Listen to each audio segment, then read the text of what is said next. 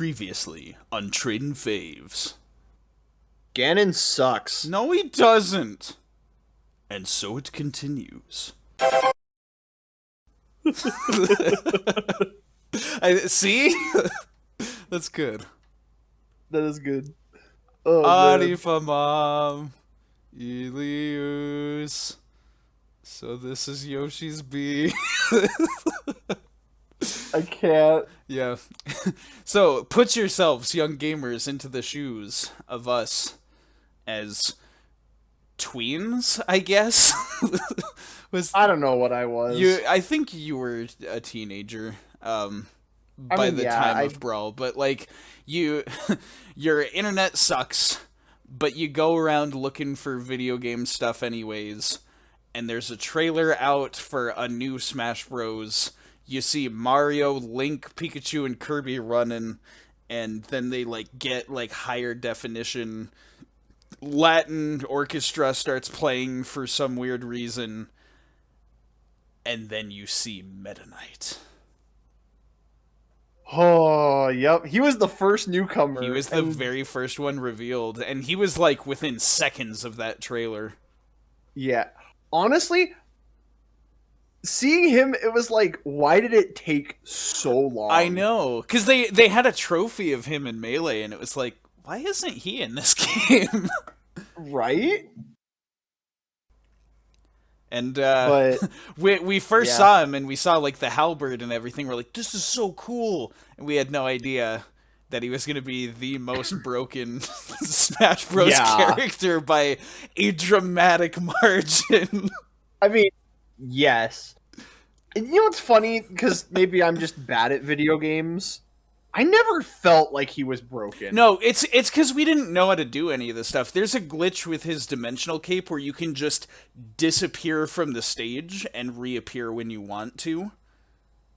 Oh. So in a time, like, if you've got a time limit, you can just take their first stock and then disappear from the battlefield until time runs out. Oh.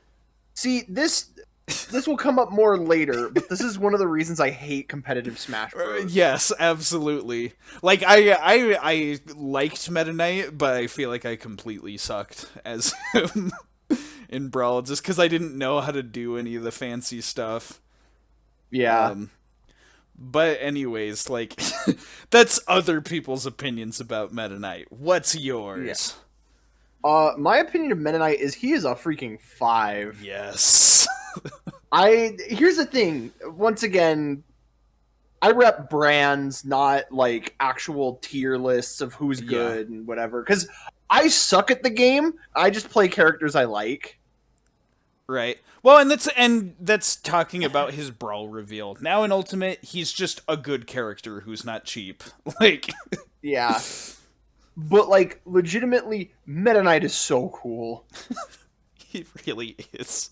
He's so cool. I might as well, since this sounds like it's just gonna be you gushing, I'll go ahead and say he's an easy 5 out of 5 for me as well. Oh yeah. Oh yeah. Cause like, I'm trying to think what my first exposure to Meta Knight was. I think it was Kirby Nightmare in Dreamland. Yeah. Nightmare in Dreamland. Because we played Kirby 64, but he's not in that. No, he wasn't in that. And then the next game we played was Nightmare in Dreamland, which he is in. Yeah. And he, like... Because he's just this really cool boss that you fight, where, like... You know, he throws the sword down, and he just hides up in the corner until you grab it, and then as soon as you're sword Kirby, he's like, alright, now we fight with honor. Well, not even and that. Then... They had the Meta Knights, like how he'd send his whole squads, and there'd be a room of... like enemies you had to deal with before progressing. I forgot. You're right. Yeah, that was the thing too. Like he had presence in that game. But like, so there's all that, and then once you beat that game, you unlock Meta Nightmare, and you get to play as Meta Knight, and he's Sword Kirby, but cooler. He's like Sword Kirby with properties of like Hammer Kirby and. He's so cool. He's so cool. Like, I love the way his cape turns into the bat wings, and just his armor, his sword looks so cool. Mm-hmm. cool, phenomenal character. Really fun to play as in Smash. Just solid 5. Yeah. I'll also say I like how his Smash moveset kind of like made a moveset for him in the games once they started making him playable again. Because like before it was just like, oh, he's got like a tornado and like the shuttle loop and he can glide. And then like they made him playable in Return to Dreamland and it's just like he has all that.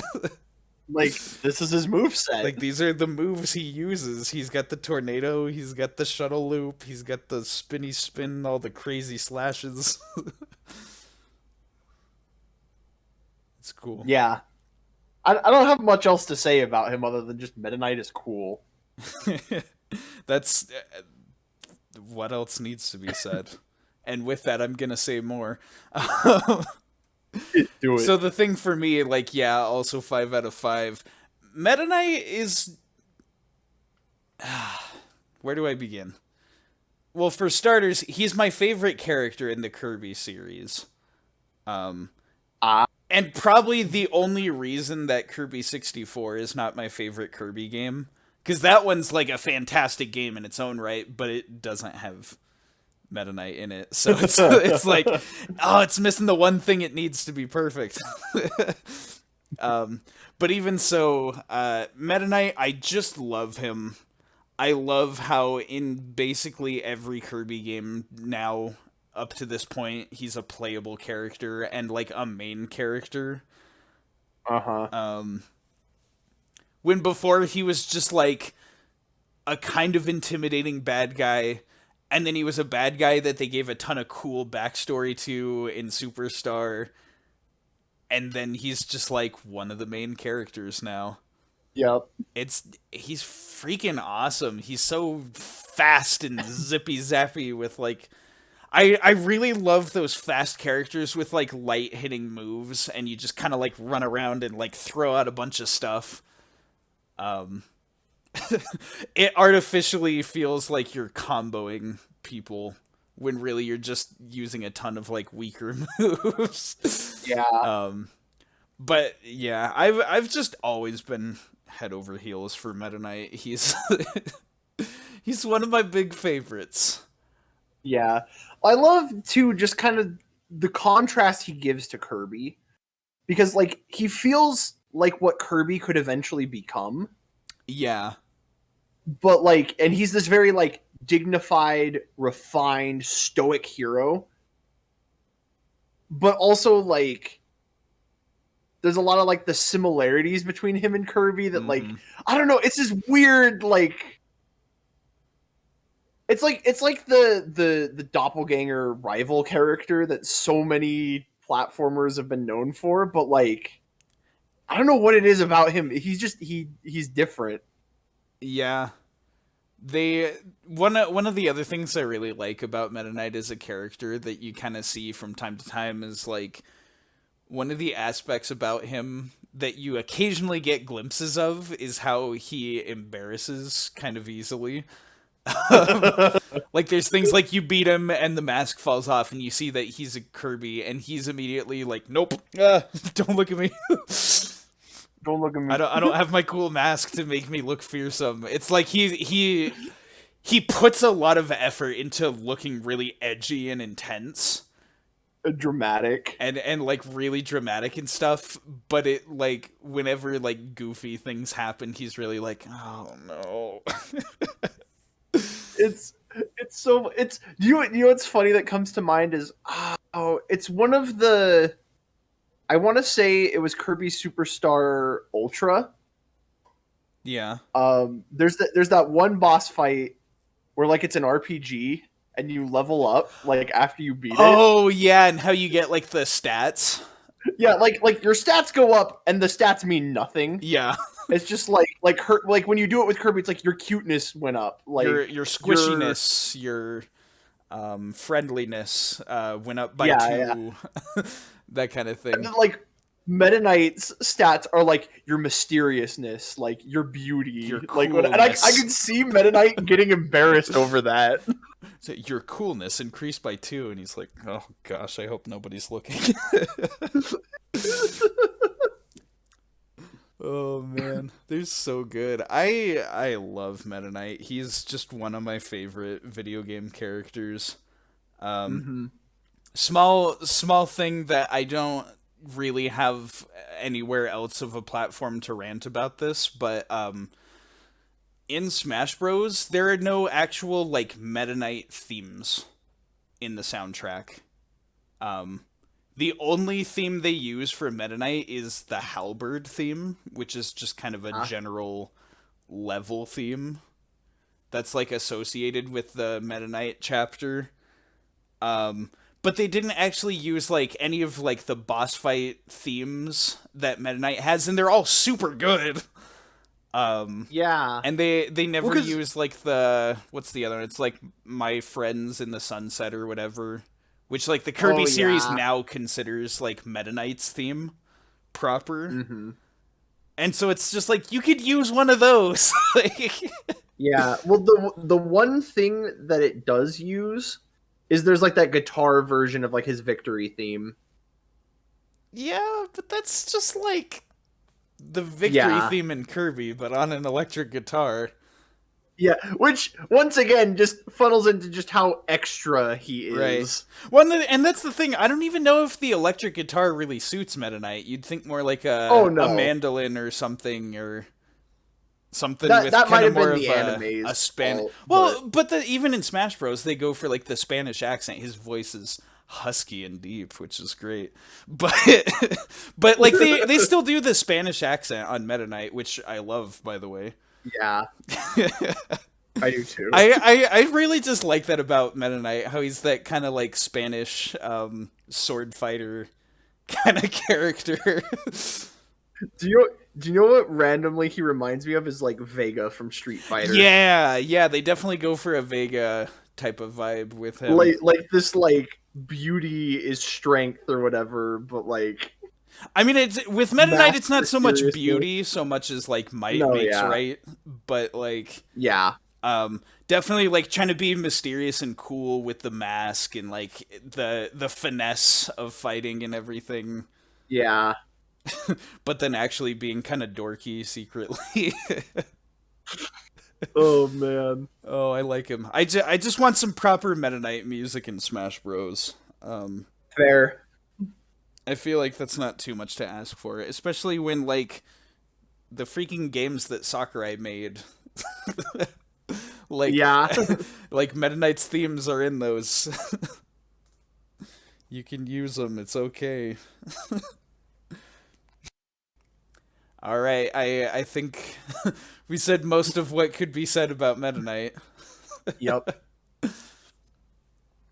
Next we move on to, as we make our way through the trailer, and we're still gushing over Meta Knight, an arrow flies at him, and then we get Pit. We get Pit! Oh, man. So, I kind of want to combine what I have to say. Well, I don't know. I'll start by just talking about Pit, but a lot of what I have to say also bleeds into the next one, which is Dark Pit. Yeah. But, because he's the identical. Echo, and they have extremely similar movesets. Like, only one move is different, and then the final smash. And nothing else. Yeah. No, two moves are different. Yeah. The specials. It's kind of funny, because Pit has this whole history with Nintendo. I don't care about any of his history, because Sakurai made Pit his own character. Yeah. Like, he breathed so much life into this old, like, arcade character that, that like, had almost nothing. And gave him so much personality. Yeah, so I feel like I don't even have to ask, but what do you give Pit on a scale of 1 to 5? Pit is a 5 for me. Purely on character alone. Yeah. I just Kid Icarus Uprising is a phenomenal game. It really is. I love it so much. The banter and the personality is so much fun. I am a Viridi stan. Goddess of nature, come and blow up the world so we can start over. Yeah. Like, I love Viridi. Just let me get your autograph first.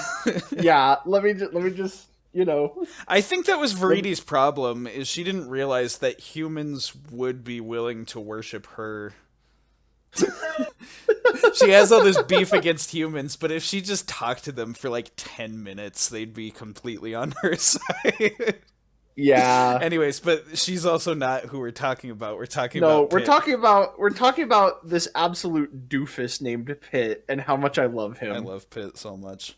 That's so so... it goes without saying for me that also 5 out of 5. Uh-huh. He's too good. He's too good for this world. Yeah. I just like him. He's super funny. There's so many great lines in Kid Icarus Uprising. Yeah. Oh, that's such a good game. I want to go back and replay it. Mm-hmm. It's so good. It's so good. If you haven't played Kid Icarus Uprising, please play it. If you haven't played Kid Icarus Uprising and you're left-handed, I'm sorry. Yes. But play it anyway. Yeah. It's so much. I love to, like, Pit's moveset has evolved so much across Smash Bros. Because, like, well, specifically from, like, Brawl to Smash 4. Because, like, he didn't have anything when he was in Brawl. Like, he wasn't a character. Yeah. In the OG game, you could shoot your bow and jump. Wow. And then there were the 3 sacred treasures for, like, the final level. Oh, that was the thing, yeah. Yeah, which, like, you could fly. That's right. You had the shield, and your bow was better. You know what it was? It was the original Metroid, but you never get power-ups until the end of the game. Really?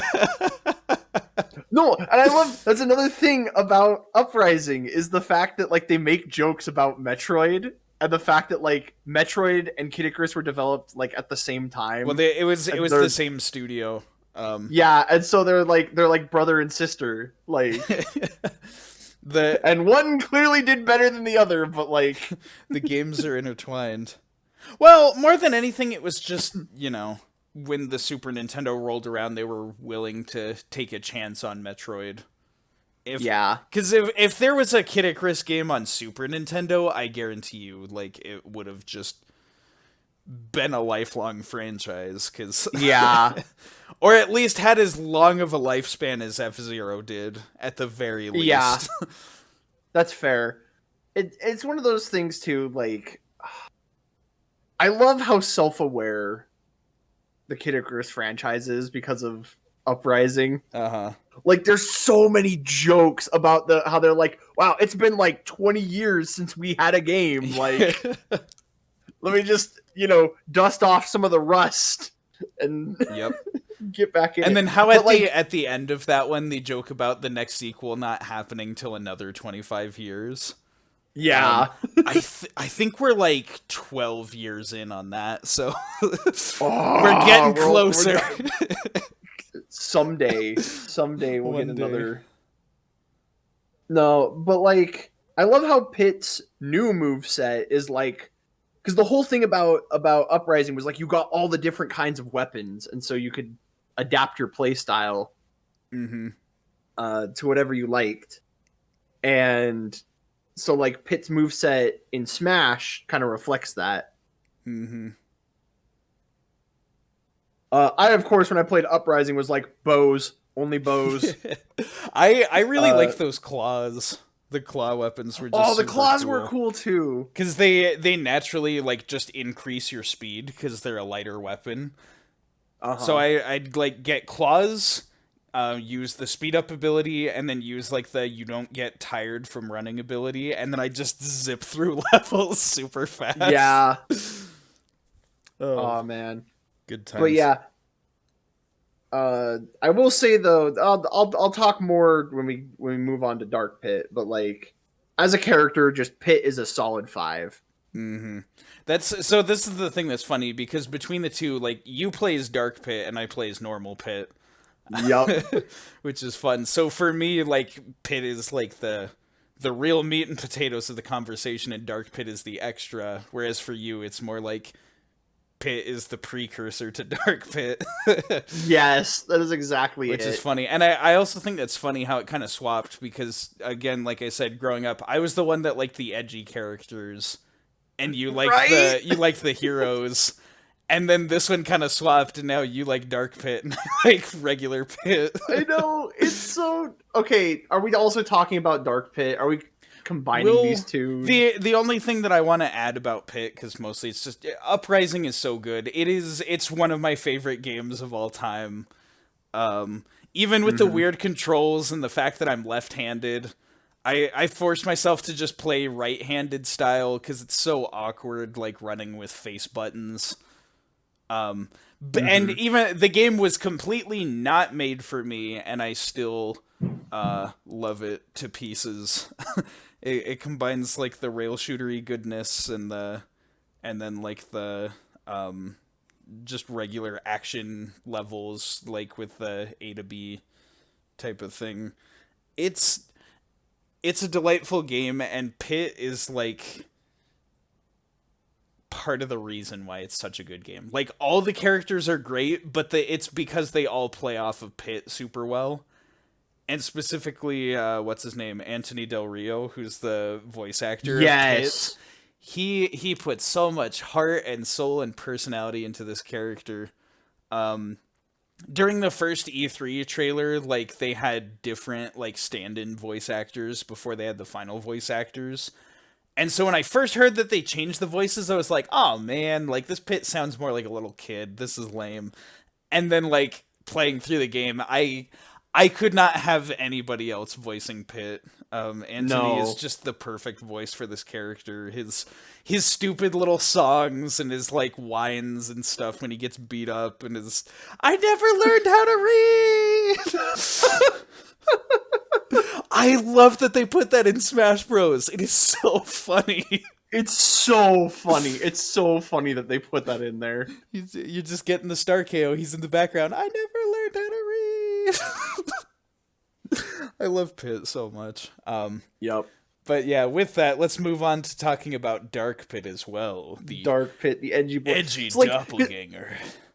Here's the thing too, is that like Pit as a character, like I adore Pit. I love him so much. Dark Pit is a 5 for his play style because like it's almost identical, but there's just enough tweak there that I just prefer it to Pit. Right. The main differences being the arrows. Pit can curve his arrows, whereas Dark Pit's just kind of shoot with like slight angles.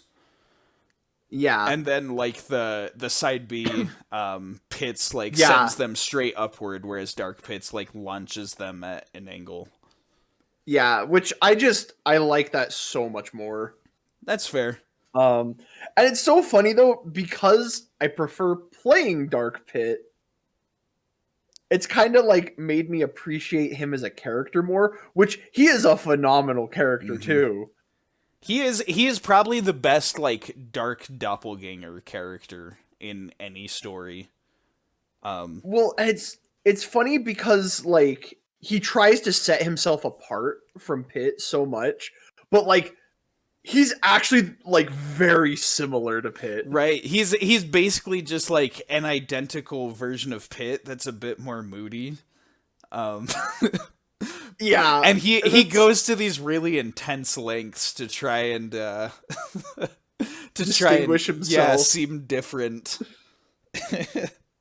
There's some really fun dialogue too, like whenever you team up, like he teams up with you, because of just like he and Pit think alike, but like he always tries and distances himself from it, and so it makes him such a funny character. Yeah, it's But, one of those like, ones they really do not use him in the way that most of like the evil doppelganger characters go.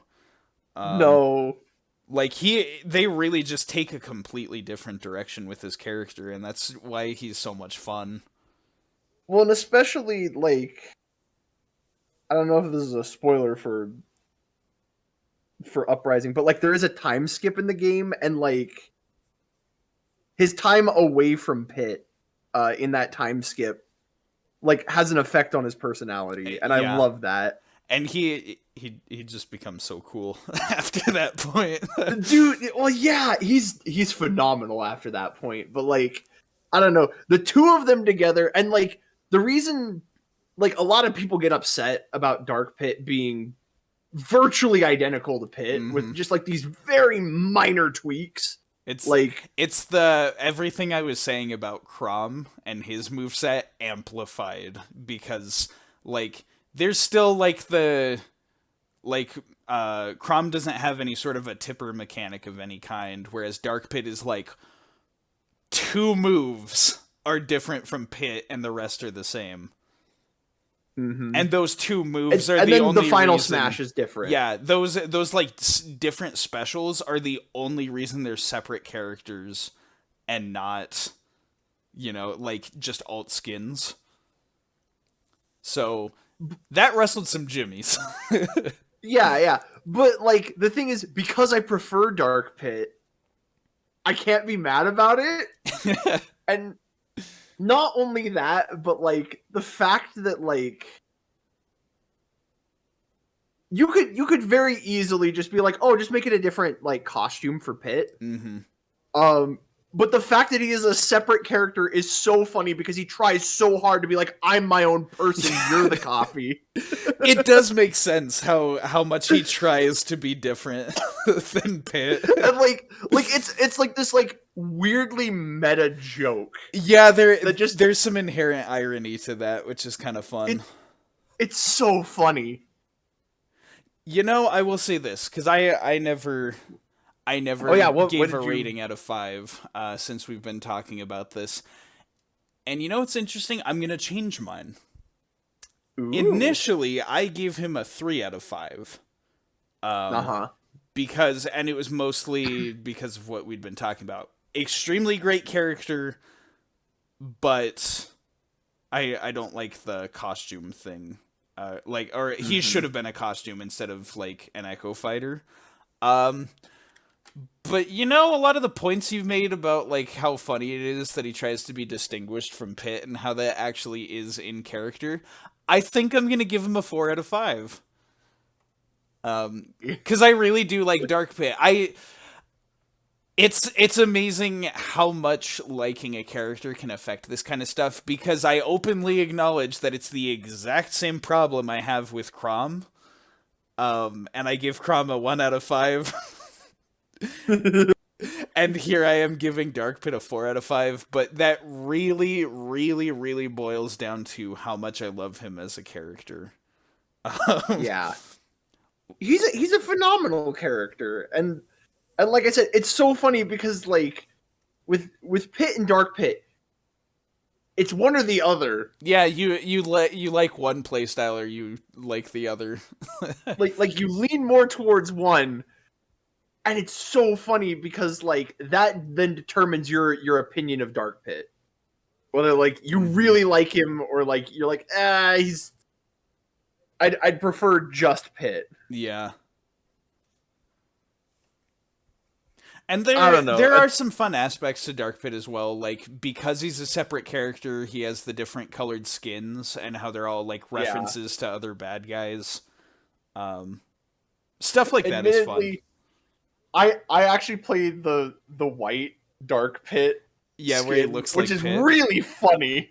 I love that. I love that Pit has a black alt and Dark Pit has a white alt.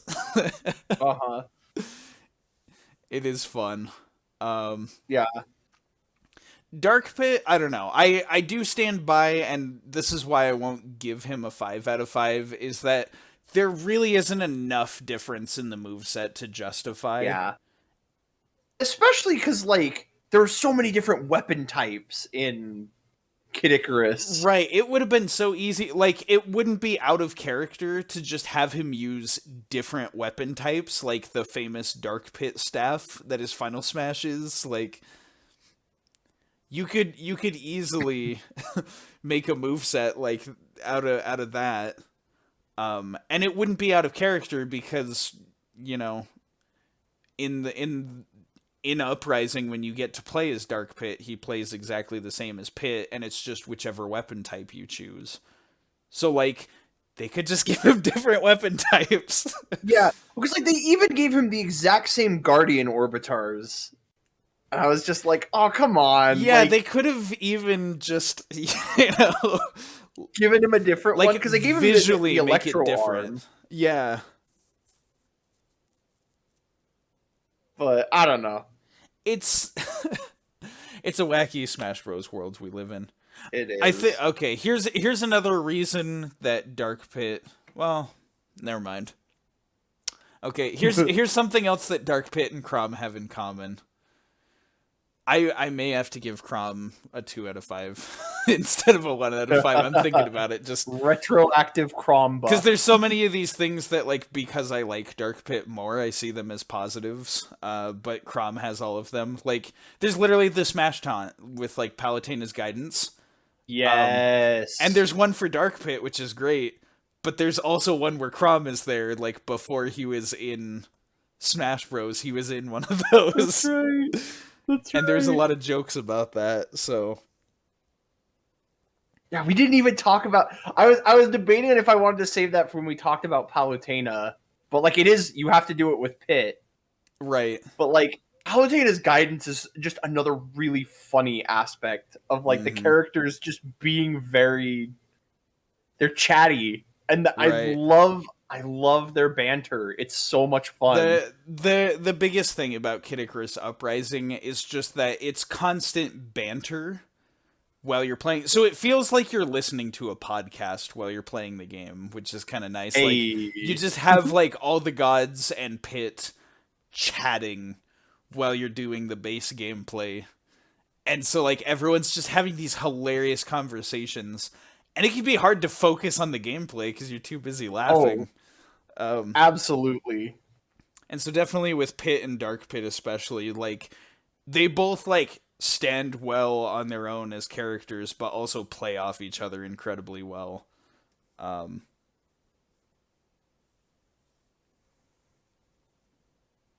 So that's that's what I gotta say about those two. Yep. Play Kid Icarus Uprising. I know it's on the Please 3DS, and it's hard to get a 3DS now. And the controls are weird. Like, they really should just port the game to Switch, for crying out loud. I want them to so bad. And Sakurai is just like, nope, that was my only Kid Icarus game. I'm never making another one. It's like, oh. Don't ask me for anything ever again. Okay. But I digress. We must move away from Kid Icarus to talk about its parallel. Yeah. Because we have the Metroid series again. The Metroid again. With Zero Suit Samus. This is the third character released in the same trailer. Oh, man. It's so wacky. So tell me, son, what do you think about Zero Suit Samus in Smash Bros? So I gave her a 3. Middle of the road. Yeah. Because, like, and the thing is I love Samus so much. Yeah. Like I said, after going through this whole Metroid journey, like, I have a newfound appreciation for just Samus and the Metroid franchise. That said, I don't like Zero Suit Samus's playstyle because that's fair. I could just play regular Samus. I don't know. Maybe it's because, like, she's kind of got, like, the weak light hits. She doesn't have any of, like, the powerful stuff that she has as regular Samus. And so it's one of those things that I'm like, I flip flop on it. But that said, like, it is still Samus, and I adore her as a character. And so, you know, I I was like, you know what, 3. Not much else to say other than that. Yeah, that's good enough. So for me, kind of along the same lines, maybe a little bit more forgiving. I gave Zero Suit Samus a 4 out of 5. Yeah. And it's kind of the same thing. Like, she gets this high prestige purely for being Samus, who, regardless of the form she's in, is a character I completely love with all my heart. Um, and so, like, just on that alone, I think, like, the 4 out of 5 is pretty easy for me to give. Plus, I think we were still kind of in a situation where it was hard to pick a secondary character for the Metroid series. Yeah. That's very fair. Because I know a lot of people were just instantly like, why not Ridley? And Sakurai was like, because boss character and not playable character, and that was the thing. That was a debate for a while. But like, we had to earn Ridley. Yeah. He was not just handed to us easily. But then aside from Ridley, it was like, who else can we freaking put in Smash Bros. To represent the Metroid series besides Samus? Because there's not really that many distinct characters. Yeah. And in the case of Zero Suit Samus, we had just gotten Zero Mission, which was like, you get a segment where you're still playing Metroid, but you have a different playstyle because you're not in your suit when you play Zero Suit Samus. So it was just, it was clever thinking on their part. And even more so, like, because in Brawl they were the same character, and it was like how the final smashes made you switch. It made a little more sense than like now how they're just 2 separate characters, the whole Sheik Zelda thing. But it's just like now you can play as the version of Samus that you love. And I do have to agree with you. I don't like playing as Zero Suit as much as I like playing as normal Samus. But she's definitely still cool. I think the thing that would completely get me to change is, in addition to like the different outfits representing the different Zero Suits, if they let you change her hair as well. Yeah, I could play as we talked about this in the Fusion episode, but I just want to play as the Samus with the long hair. Like, keep the blue outfit, but just give her the long hair with it, and like you'll see me playing as that Samus. Oh yeah, all the time. I will say it's kind of telling when Zero Suit Samus, her final smash is she puts on the power suit. Yep. And like fires the big laser. And it's funny too because it's a more powerful final smash than her own, because she combines the power suit with the ship. Yeah. It's like, well, then why doesn't regular Samus have that final smash? I know. It's funny. And in general, the way they used Zero Suit Samus in the Subspace Emissary in Brawl, yes, I felt was like really cool. How it was like you start with her and then you power up and get the power suit. And it kind of works for like the character development and everything. I like it in that sense. So it was phenomenal. I like Zero Suit Samus. I thought she was a very creative way for the time to think of a secondary character to use. Yeah. But I just like the power suit. I like the various suit design, okay? I do like just across the games how they gave her the jet boots. Because like it did feel like she was missing something. Right, like there just wasn't enough to her moveset. It was kind of weird that they just pulled that instead of taking something that actually was from the games. Yeah. But, like, she didn't have a lot to use in that form because the point of that form was to be a handicap. Yeah. So, they found a way to balance it. Metroid finds a way. Metroid can crawl. Guys, Metroid can crawl. Exactly. Finally. Alright. That's what I gotta say about Disney. Yeah, same. So then the final character, actually not even the final, the second to last. I forgot about the stinger at Yeah. the end. Um, we got 5 character reveals in one trailer. That was nuts. Dude. Like the trailers for Ultimate were the best quality ones, but like this trailer for Brawl was nuts. This was an amazing trailer. So we got a boy Wario. Jaboy Wario. Oh man. It's a wee Wario. Oh me oh my. I'm just gonna come out swinging. Wario's a 4 out of 5 for me. I like him. Really? Yeah. Yeah, you know what? I'd have to agree actually. I'd give Wario a 4 out of 5. Yay! He's just a fun character. His animations are phenomenal. And he's a cheeky dude. He's super funny. Cheeky. Cheeky. Yeah. Yes, emphasis on that. Well, but like also I really love that they leaned into the WarioWare aspect for him. Yeah.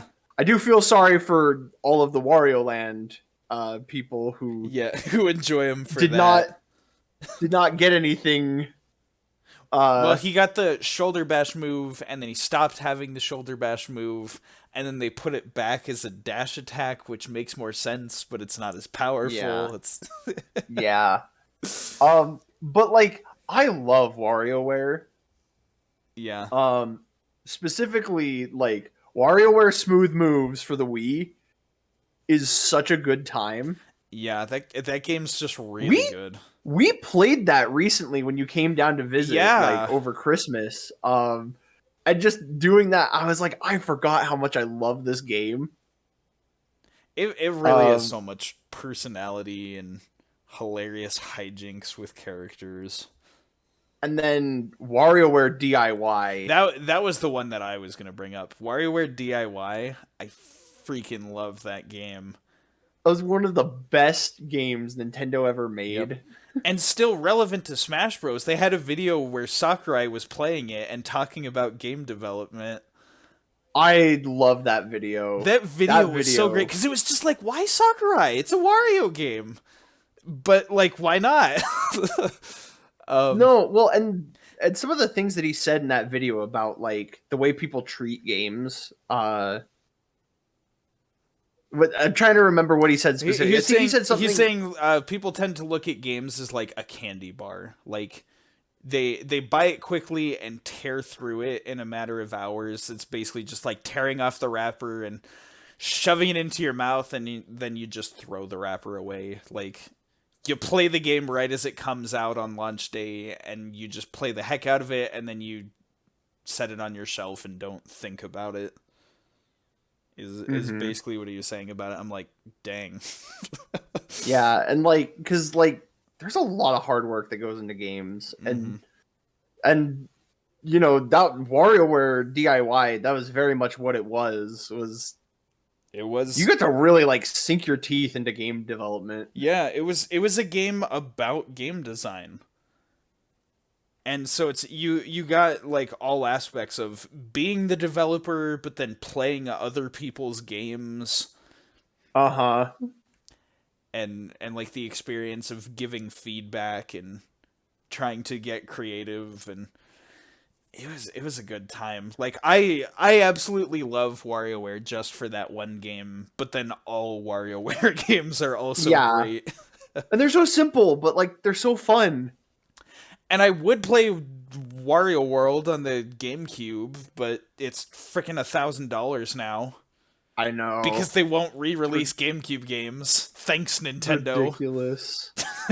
I wanted to also, on the subject of DIY, the comic book mode, like the 4-panel comic book mode. I don't know why that was so much fun, but that was so much fun. We made so many hilarious comics about Wario just like farting and blowing up the world. like they give you like all these weird tools. Like, yeah, just make a comic book. Yeah. Like, but then like they let you like make ongoing series, and then they had the developer like pre-made ongoing series. There was one I can't even remember what the comic was about, but I remember I just opened one that was like Wario walking out, like taking a stroll, and he was just like, "What a stupid day," and then like something flies in and hits him or whatever. Like, just having access to like the Wario stickers and being able to make Wario comics was just, it's too good. This character is too good. Yeah, and so like I don't know, for me like Wario just being in Smash Bros was yet another like it's about time that this character is in. Yeah, that was like a lot of Brawl's character picks were a lot of like, why didn't we have this sooner? Uh-huh. Just like very obvious choices that really just like hit it out of the park. Mm-hmm. And while I definitely agree that like he could use some more moves from Wario World, it's also kind of funny that they don't, because there's this whole thing about like how much disdain Miyamoto had for Wario in the beginning. Like he's a gross, ugly version of my precious Mario character. Like, no, I don't like that. But he just kept getting put into games and stuff, and then they were finally like, all right, he's part of the Mario canon. And especially shout out to Charles Martinet for just giving Wario so much personality. Yeah, it definitely, I mean, I like all the Mario Party, the "Oh, I missed." Yeah, but definitely like Charles Martinet's Wario just took it to another level. I will say about the moveset though, like for those like wondering what a more like Wario Land inspired moveset would be like, there is a mod of Smash 64 called Smash Remix. Oh yeah. They put Wario in that, and like he still has some elements of like his normal Smash Bros moveset, but then they changed a lot of his special moves to make him more in line with like his not WarioWare stuff, because at the time of the N64 that didn't exist, so they tried to design him more like that. And like his down B is like the ground pound, and his side B is like the shoulder bash, and it feels really satisfying to play as that Wario. Yeah. So that's like, even though I'm like, oh, I wish like there was some things that were different about Wario and Smash Bros, like that mod exists and I get that version of Wario. And even that, like, just his moves are so funny. His chomp. Yep. The way, if you ever get a home run bat and how he like holds it in his mouth. Yep. Is so funny. Like, he's got like the what is it, like the clap move. The clap. I love the clap. There's his, I think it's his down tilt, where he like pokes the ground. Yeah, my friend nicknamed it the quarter because it's like Wario pointing to a quarter on the ground. Quarter. Yeah, I remember that. He's got his forward tilt, how it's like the slap, like I like you cut, G.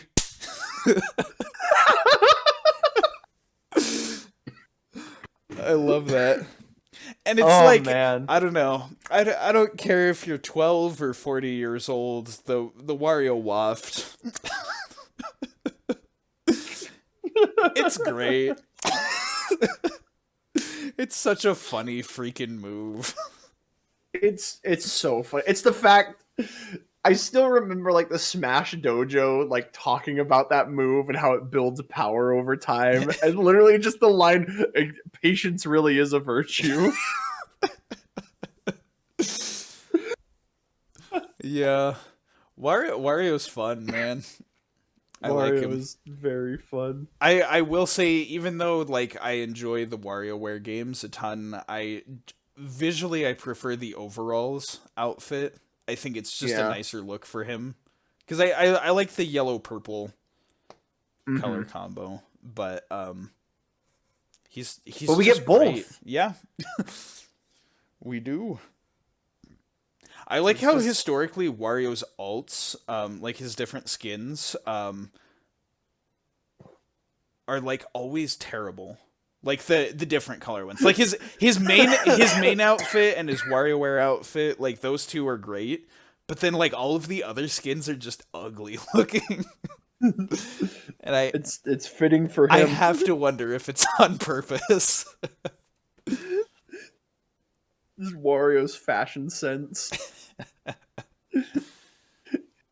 He's Wario looked at the clothing store and was like, "All right, this is my money to buy clothes, or I can go to the bargain bin and then spend the rest on garlic."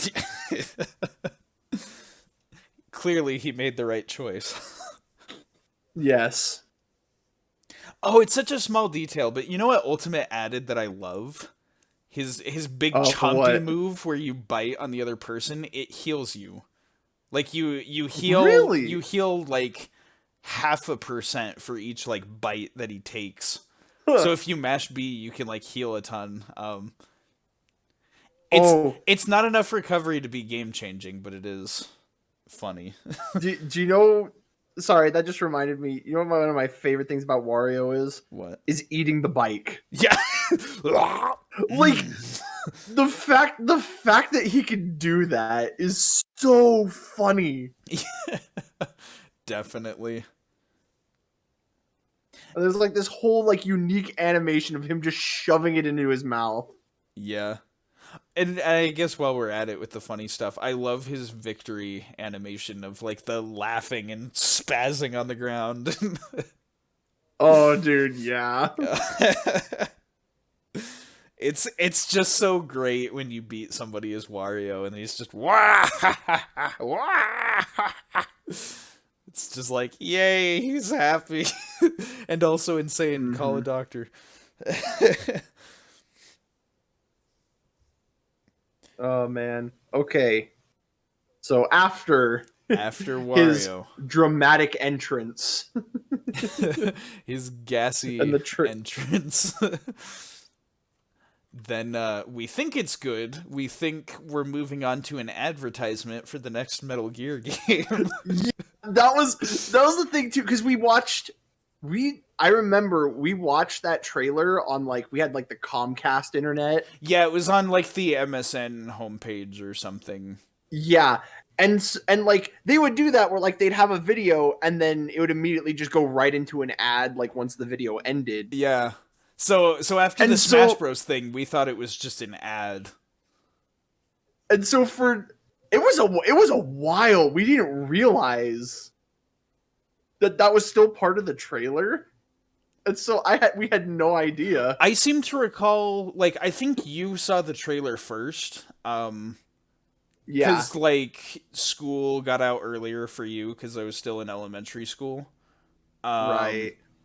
And so because of that, like, I seem to remember you saw the trailer first and then told me afterwards when I watched it, like, oh, this is still part of it. And I was like, oh, okay. Yeah. Because I think I like somebody at school had said like, oh yeah, Yeah. I was like, there's more?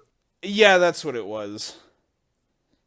Because, like, I remember coming home after school and you being like, hey, check this out. Yeah. I have some sort of a memory of that, but it's showtime. We get Solid Snake. Solid Snake. Oh man. So I'll come out of the gate and say this. I gave Snake a 2. It's a bold claim. Yeah. And the big thing was like, especially because at the time, like, I didn't know Metal Gear. Mm-hmm. My most recent exposure to Metal Gear was the game that we just played. That doesn't have Snake in it. Yeah, and Snake's not anywhere in it. You gotta play PlayStation All-Stars Battle Royale for that right in action. Yeah. But like at the time I didn't realize just how big of a deal Snake was until people were saying like, "Oh no, like Snake's not a Nintendo character." Like and he's in Smash Snake's owned by Bros. Konami. Yup. and he's in the big Nintendo fighting game, and then that is when my brain opened up to the possibility of like, oh my gosh, I can get Sonic in Smash Bros. Right. Like he paved the way for some real insanity. He was the gateway. Snake was the gateway to like anything was possible. Mm-hmm. It wasn't just like Nintendo All Stars. It suddenly became like gaming's greatest. Mm-hmm. And so like for that, like I want to give Snake a 2, at least. Because like while I don't really know much or care much about him, I'm still glad he's there. And Snake still is like an entertaining enough character. Mm-hmm. He was the first one to be doing the codec calls and the info on all the characters and things. Well, technically Star Fox. Well, but like specifically about each of the fighters. Fox would just get like random banter with his crew, but yeah, Snake, I don't know. Like I said, he's a goof. He's a goofy guy. So with this one, I really had to think about this because I was kind of going back and forth between giving him a 3 out of 5 and a 4 out of 5.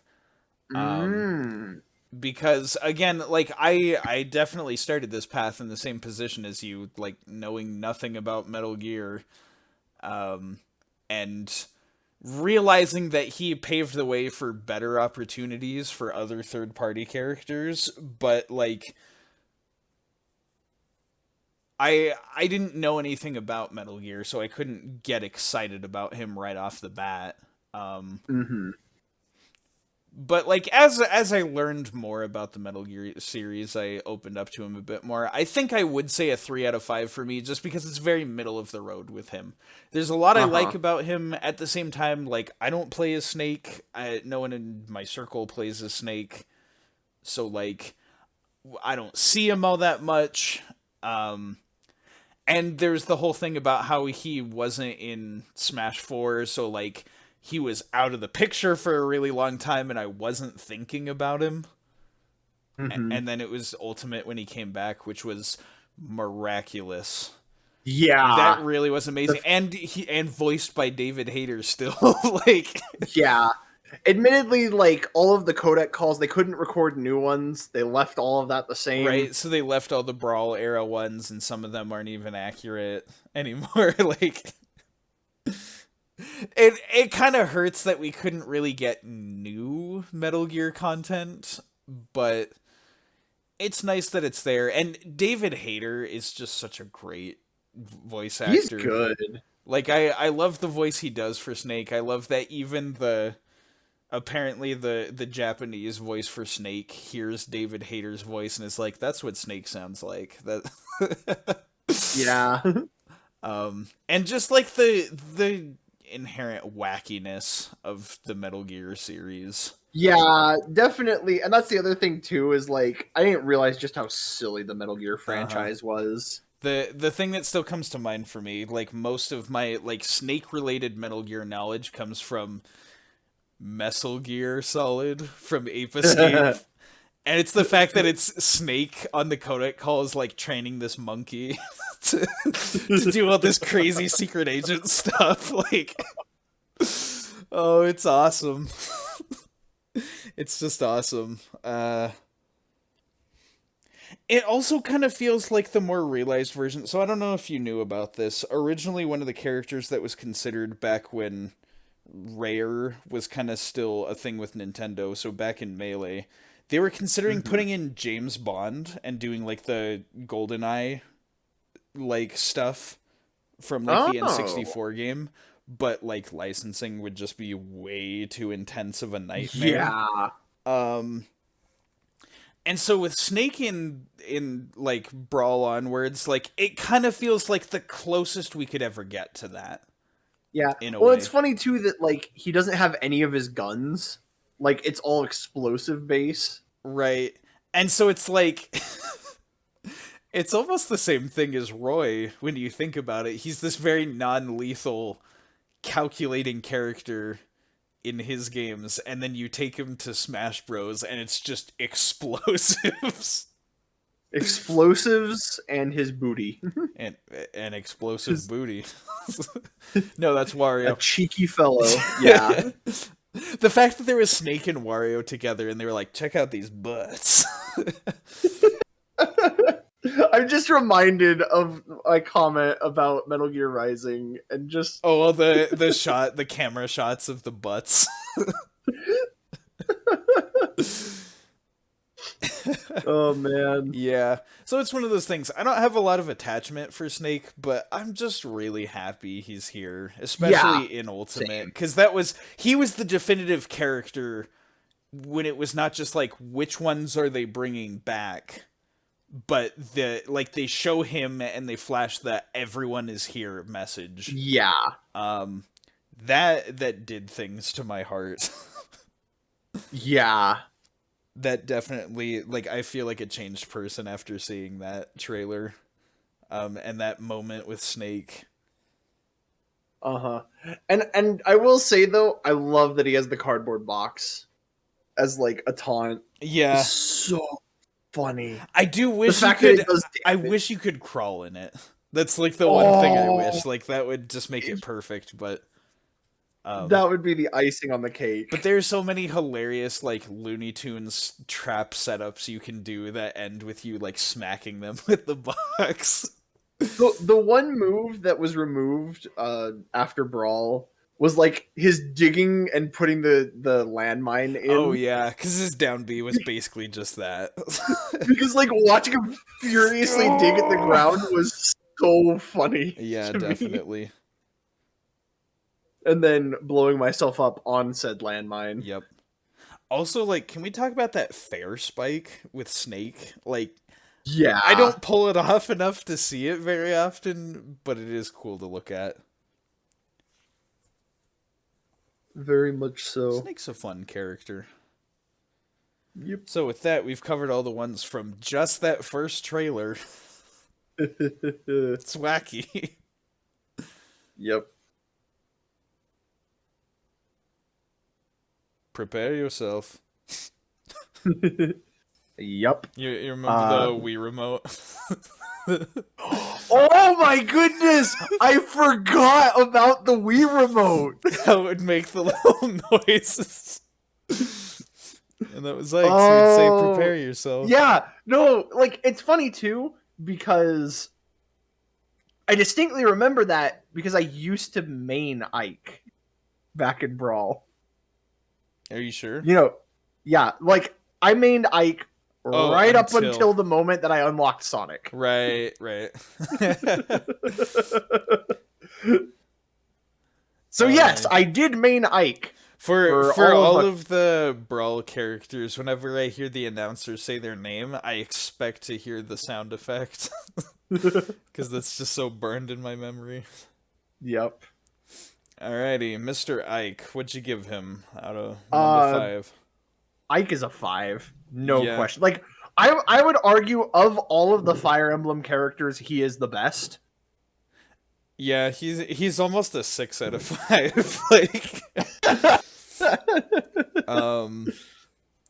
because like even as far as like Fire Emblem itself as a franchise, like Ike is no question, in my opinion, the best main character in a Fire Emblem game. I really like Robin, but I mean Robin. Okay, but Robin's a fair argument. I don't know. Ike is up there too. So here's the thing too: is that like Ike is not a noble. He is just a mercenary. He's just a guy, and like it is one thing that I think Smash Bros. Does this thing where like people who know the original like source material like know the character, but then like the fan like people who just play Smash Bros kind of like boil the character down to just like their base meme, whatever they are in Smash. And so for Ike, it's just, oh yeah, he fights for his friends. That's it. And I'm like, dude, no, Ike is like this very blunt, like no tact, like meathead, and he's so funny. Well, it's not even like a meathead. Like he's kind of Yeah, awkward too, and like yeah, he's just really out of place being amongst all of like the lords and the uh-huh. the Like, royalty. like Ike, I almost want to say he's an anime protagonist. In that like he eats meat and like he's stupidly strong and is always like he's Goku. No, because he's not No, as he's not. bubbly. He's not. He's not bubbly like Goku, but I mean he does have that kind of like isekai anime protagonist vibe, where, Yeah. like he's just really out of place, but then he does everything amazingly. Yeah. Well, like, and then what is it? There's the running gag of like the shop lady hitting on him, Oh, yeah. and like I forgot about that. like Ike is like, this woman is crazy and I'm gonna go hide from her. And like he's so here's the thing too, because like Path of Radiance is still one of my favorite Fire Emblem games. I'd argue like if somebody wants to jump into Fire Emblem starting with Awakening, but like I love Path of Radiance so much. And then Yeah. it's the only one that got a direct sequel with like Radiant Dawn, which Is that true? I thought one of Marth's Oh. games did. actually yeah. Marth might have sequel games. They're just Japan exclusive. And so That's right. That's the problem. I don't Japan count them. exclusives. I don't forgot count about them. that. They don't count. But like They're also no, like Marth. I got an amazing freaking sequel with Yeah, like he got two great games. yeah, GameCube well, and they're and Wii. freaking amazing, dude. I don't know. I love Ike. He's a good boy. He's funny. Mhm. He's I have a lot of fond memories of Path of Radiance. Yeah, Path of Radiance is just one of those like outstanding games that cannot be beat. You know what's funny? I believe I played Path of Radiance because he got announced for Smash. Or no. What it was, I had a friend who was like, man, you know who I want them to put in Brawl? I want them to put Ike. And I was like, who? And then he was like, all right, here's a copy of Fire Emblem Path of Radiance. Educate yourself. Yeah. And then I played it, and I was like, holy crap, I love this game. And then Ike like got announced, and I lost it. Oh man. Yeah, it was like the convenient timing of it. Yeah, it was one of those ones where it's just like, I've been playing a lot of this. Oh, this character's in Smash now. It's always fun when that And, works like, out. You know, Ike does have, because he replaced Roy in Brawl. Yeah, but, that like, was the thing. The thing is, I think Ike also has a very loyal moveset to like his original game. Maybe the one thing that was kind of hard for them to translate was the like Ike's highest speed stat, because they technically made him a bit more of a heavyweight, whereas the thing with Ike is he's fast and hard hitting, but then it's like not very he's good. Fast defenses. and hits like a truck. Mm-hmm. So it's kind of hard to make that fair. Yeah, and he also doesn't have the blade beams that he has in his game with Ragnar. Right, that's the thing. But like, you know, his Aether recovery move, like that is exactly what it looks like in the game. Yeah. And then his side special, like, is his crit animation. Like he like dashes through his opponent.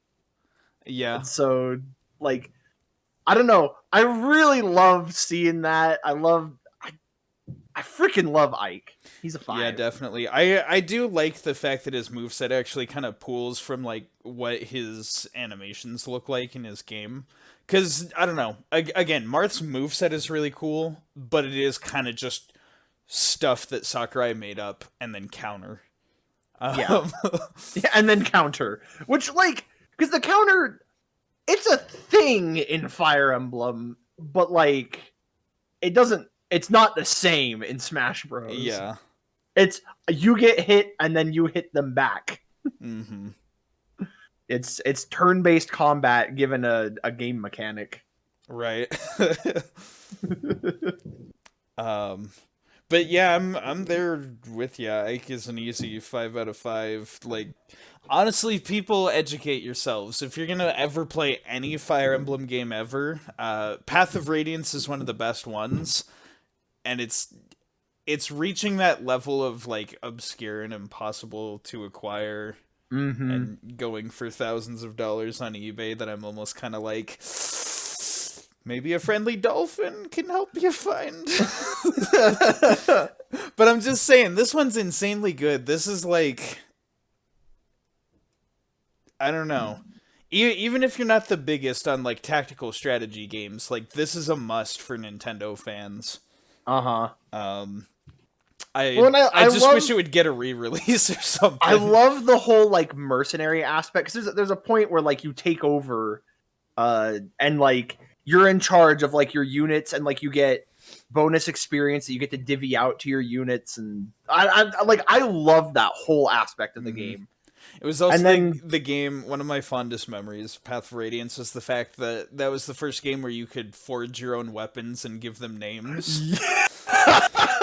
And so I'd always make these really, like, gaudy, unusually colored swords with, like, stupid names and be like, yeah, this is awesome. I think I remember I gave Oscar, like, a lance that I made green, and I just called it good. Because, like, I dumped a ton of money into that lance, and like, it had really stupid good stats, but it was like an iron lance. And so it was like this, like, really broken piece of crap. Oh, that's funny. Oh, yeah, man. Definitely, Ike. One of Fire Emblem's best, if not the best. But now we're ready to move on to another insane addition from Brawl. This one really shook the internet. We got Pokemon Trainer. Yeah! Oh, man. Okay. Do you remember when Brawl was coming out and we made those custom t-shirts with like characters we thought would be our favorites? Yep. And I had Pokemon Trainer on that t-shirt. It's like this really crappy like t-shirt. But like, man, I love that t-shirt. Because like, dude, I'll just say it. Pokemon Trainer. So Pokemon Trainer themselves is a 5. Like, I love them as a concept. Yep. Just the whole like switching Pokemon. While I appreciate Ultimate getting rid of the exhaustion mechanic, so I can just play what I want to play. Like, I did enjoy that mechanic in that, like, oh, I have to actually switch out my Pokemon and, like, you know, use them all tactically. Right. Like I thought that was interesting. Yeah, it was kind of fun, but definitely Ultimate just allows you to only use the ones that you like, or, you know, like, get everyone involved and not be pressured about how long you have to use them. There's the thing, I can't remember if Ultimate still has this, but I know in Brawl, there actually were, like, type matchups. Really? Yeah, like, electric moves did more damage on Squirtle and Charizard, and less on Ivysaur. I didn't know that. And then, like, fire moves were stronger against Ivysaur. Water moves on Charizard. It was pretty wacky, and it's like every single move in the game had its own unique properties based on who you were fighting up against. But like, I can imagine that took like a billion years to code. I mean, yeah. So here's the thing too for me is so that like Pokemon Trainer is it like just as a whole is a 5. Yes, I agree. 5 out of 5. And then I have like rankings for all of the Pokemon, specifically. Oh, I do not. So I guess just 5 out of 5 for all 3. For all of them. So here's the thing too, like Charizard and Ivysaur, like I have them at a 5. Squirtle is a 4 just because he's like a lightweight character that usually dies really quick. And like, as much as I like Squirtle, I would have liked, Blastoise or like Wartortle even. Like, Yeah. I would have liked them a little more. I still love Squirtle, but like I find when I play the character, I tend to stick with Ivysaur and Charizard, just That's fair. because I like playing as them a little more. No hate towards Squirtle fans, but like the other thing too is that I have an incredible bias towards the other two. Yeah. So for people who don't know, Charizard is in fact my favorite Pokemon of all time. Because I have a really cool story tied to this Pokemon. Like it's so funny because like people are like, oh, what's your favorite Pokemon? And I'm like, Charizard. And like, oh, you Gen 1 bandwagoner. Like, I'm like, no, You Gen just 5 like is it my because it's favorite. popular. I'm like, no. Like, I legit have like reasons why I love Charizard. So I kind of want to get into this story. I'll keep it brief. Do you want to take it Pokemon by Pokemon though? Yeah.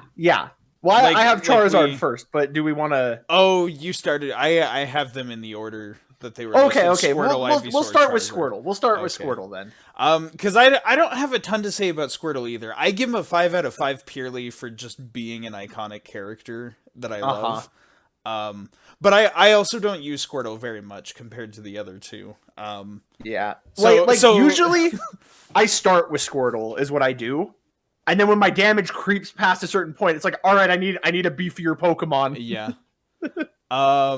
So funnily enough, the only things I have in my notes for Squirtle here, I have 2 bullet points. One of them says fast little guy, and the other says cute. Yep. And that is all I put. Yep. I will say Squirtle looked ugly in Brawl. I'm not sure Yeah. what it is. Like the color palette, like something about the blue they used for him looked really nasty. And they gave him his proper color scheme in Ultimate. I'm really happy about that because It's funny too, because like I just look at like the progression of the Smash Bros. Games, and they just look better with each iteration. right. Well, Because I think I want to say it was Smash 4 where like, well, Squirtle wasn't in Smash 4, right. but like they did something with the art style where like they could have very cartoony looking characters next to very like realistic looking characters and not be too jarringly different. Whereas like I think of Yoshi in Melee and just like how gross Yoshi looked in that game. right. I mean, I think one of the biggest things that Smash 4 did was just like using brighter colors. Yes. Because everything looks so muddy in Brawl. It did. It had that weird like grainy texture to Right. it. I think at the time I loved Brawl's art style because No like, question. there wasn't really a game that had looked like that, even like cartoony characters. Oh yeah. How would I say this? Cartoony characters having a gritty look to them that didn't look stupid. Yeah. But definitely like it was good for the time, and now we're past and we have stuff that's a lot better. And even more so with like Smash Ultimate's art style, where it's like still very colorful, but they use kind of more like pastels and kind of like warmer looking colors. Yeah. It just works really well that way. Uh-huh. And so it's just it all goes to benefit Squirtle. Yeah. we got Squirtle and Poke Floats as well. Yeah. Oh man, I wish they brought back Poke Floats. I know. The only reason they didn't is because everyone was like, "Oh, it's too hard to fight on a moving stage," and it's like switch it to Omega mode. Like, Yeah. Problem solved. but yeah, that's all I got to say about Squirtle. Let's talk about Ivysaur for just a second. Ivysaur. Okay. So Ivysaur, it's funny because in Brawl, Ivysaur was the one I used the least. Mm-hmm. Mostly because I just wanted to play Charizard. Yeah. But then, years later, I did a Nuzlocke challenge. Which, if you don't know what a Nuzlocke challenge is, go look it up. I'm not gonna explain it. Yeah, we don't have time. So the thing was, I was like, I want to do a Nuzlocke challenge. I started a comic. I got super burnt out on drawing it because like nobody was reading it, and I was super exhausted. And I was just like, you know what? No, why am I making this? I had this adventure and I already enjoy it, and so it's just for me. But the thing was, so originally I was gonna pick Squirtle as my starter. For the like, I kind of planned on doing that, but while I was like getting ready, because I knew I wanted to do a comic for it, I was practicing drawing Pokemon, and I started drawing Bulbasaur, and I was like, oh my goodness, this is really fun to draw. And I started drawing like a bunch of Bulbasaurs, and I was like, okay, I gotta pick Bulbasaur now. And so I did, and that ultimately resulted in my starter, my Bulbasaur. It was a female. Her name was Lynn, and she was a freaking beast. Like, I absolutely adored her. And the thing too, that was the moment where I kind of changed my opinions on like Pokemon, because before, when I'd play Pokemon, I'd use the glass cannon. After doing a Nuzlocke, I now love bulky, tanky Pokemon. And so I was like I completely 180'd on that. And so, you know, after having that whole experience by using a Bulbasaur in a Nuzlocke, I was like, nah, dude, I gotta love Ivysaur. And so I started playing Ivysaur more in Smash Bros. That's super cool. Yeah.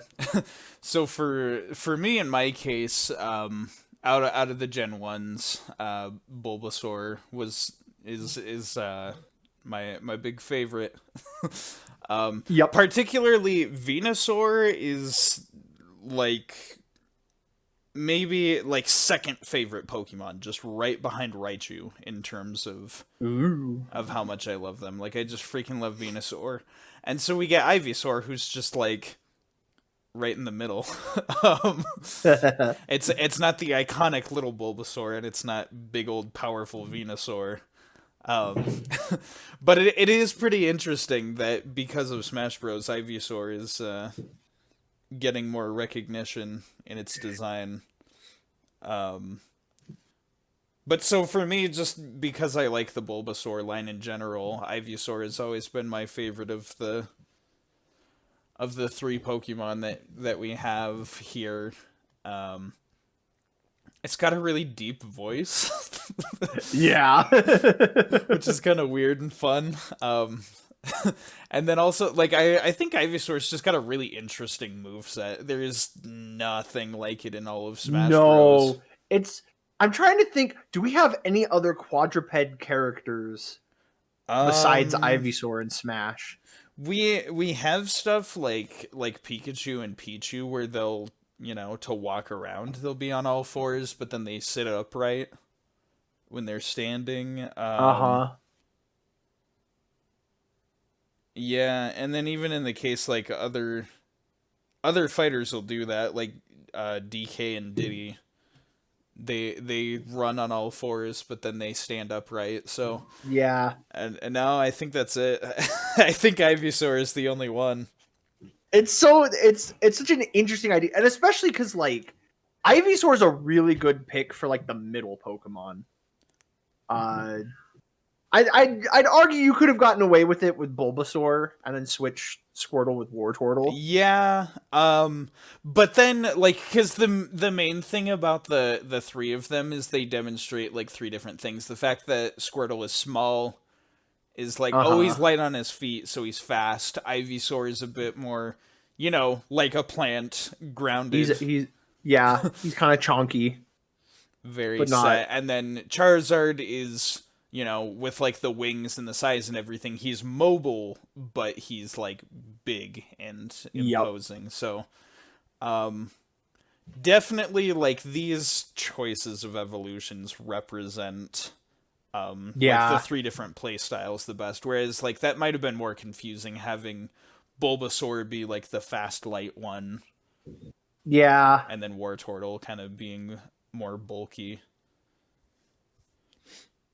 But it's fun. I, I Is I love fun. Ivysaur. I love the victory pose when Pokemon Trainer Yeah, gives him pats and he's like and soar soar. I love that they added the female trainer Oh into yeah, it that too. because We didn't I even talk play about that. the yeah. Well, because I play as the black and white uh outfit Mm-hmm. for the trainer. So I play as weird like white Charizard. That's kind of Oh I yeah. wish I could change my trainer's look and then keep my Pokemon the normal I colors. know. Some of the alts on the Pokemon are just kind of strange looking. Yeah. But it's fine. It's not It that is. big of a deal I for also me. wish like they would actually just change the model of the trainer for each Yeah. costume, like just use the different designs.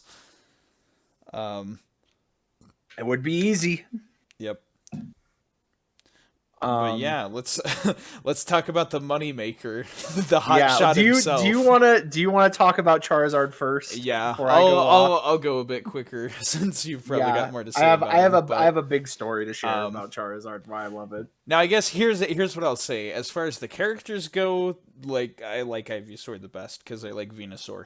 In terms of how they actually play, I actually think Charizard has the best move set.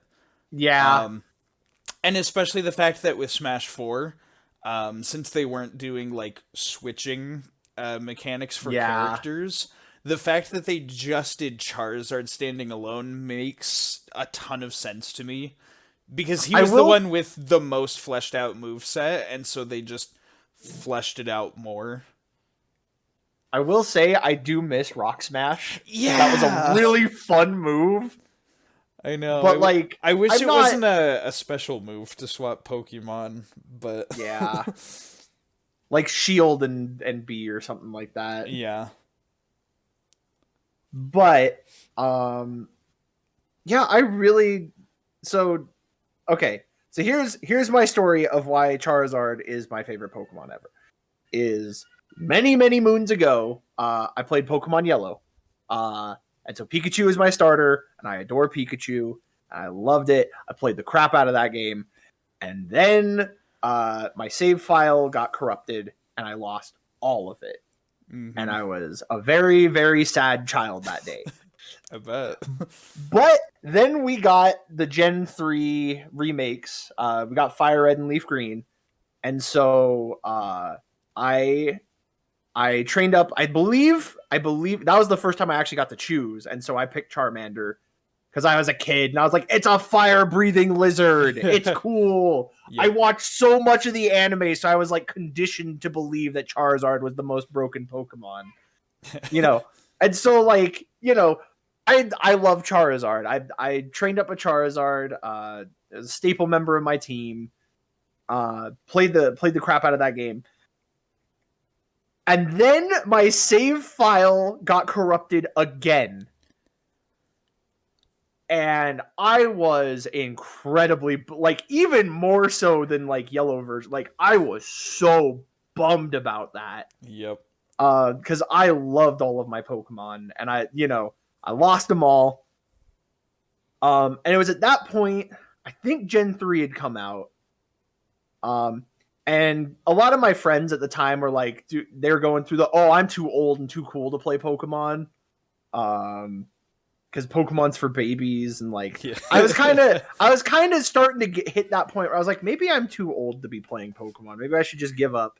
And then it was you Yeah. who sucked me back in. Pokemon is a black hole that I will never escape. I have just accepted that I will be a shill for Pokemon forever. I don't know. I managed to get out of it, but I mean, yes, but here's the thing. So you had, I think it was a copy of Pokemon Sapphire, and you were like, okay, here's the deal. I have copy Pokemon Sapphire. Please play this and keep playing with me. And also I have a Charizard that I am going to breed, and I will give you an egg. from this Charizard. Yep. And so the egg had 2 babies. It had a female and then a male. And you said, take your pick. And so, because I was a boy and girls were icky, I picked the boy. You were too old for Pokemon, but girls were still icky. I mean, yeah. But it's, I was a young teen being led astray by the voices of like other teens because I didn't know to think for myself. Here's the thing, I don't know, boy Pokemon, cool strong boy, because I don't know, I was a dumb kid. I get you. Yeah. Point being, I took the male Charmander. I named him Sora because that's what I named my original Charizard, because Sora was Japanese for sky, because that's how I nicknamed my Pokemon. I was like, what's a cool Japanese word? So I had Charizard. So I named this new one Sora after the old one. And I trained it up. It stayed a Charmeleon for a long time. Because I gave it a Neverstone, because I thought, like, for whatever reason, I thought Charmeleon was cooler. But then I finally, like, let it evolve into a Charizard. And I, to this day, still have that Charizard. He was the first Pokemon I ever got to level 100. And not only that, but, like, I remember when he hit level 100, I had this heartbreaking realization that I'm like, this is as strong as he will ever get. He will never get stronger. And I was kind of sad, and then I left on a mission, and I came back, and Mega Evolution was a thing, and Charizard got 2 of them! And I was like, what the heck? My boy can get stronger! This is so cool! And I was so thrilled about that. Mm-hmm. And like, it's one of those things where like, this Charizard has been with me through so much. I've imported him across so many games. And he just means the world to me. And so, like, when people are like, "Oh, you love Charizard because you're a Gen 1 like bandwagoner," and I was like, "No, not at all. I absolutely adore this Pokemon because of what it means to me. It is the reason that I have stayed in this franchise. Because then after I played through Sapphire, then like Steven started getting into Pokemon because he was younger than us, and so like I'd play with him, and then I discovered the Nuzlocke challenge, and I went down that rabbit hole, and then I remember, I think it was like Black and White was like the epitome of my Pokemon obsession, because like all my friends were playing at the same time, and like and then later I got married. My wife and I played we played Sword and Shield together, and that was a blast. And now I've got a little boy who's growing up, and he's gonna probably play like whatever next gen comes out. And like I've just decided that I am forever going to be stuck in Pokemon, and I'm okay with that because I freaking love this franchise. That's really cool. Do you want to hear a little anecdote about your Charizard Sora that makes that story even cooler? Yeah. So that Charizard has a bit of like an interesting pedigree to it as well.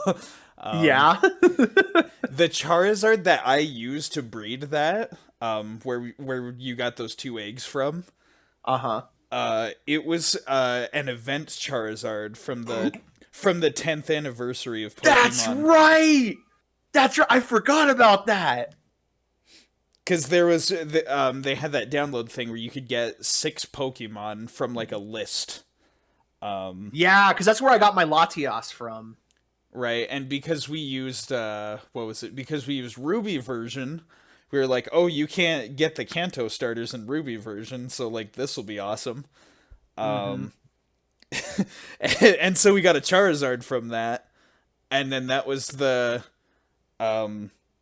because I knew to some degree you like Charmander, but I didn't know it was gonna suck you back into Pokemon or anything. But no. It was just like, okay, play Sapphire version, but like also you get a Kanto starter.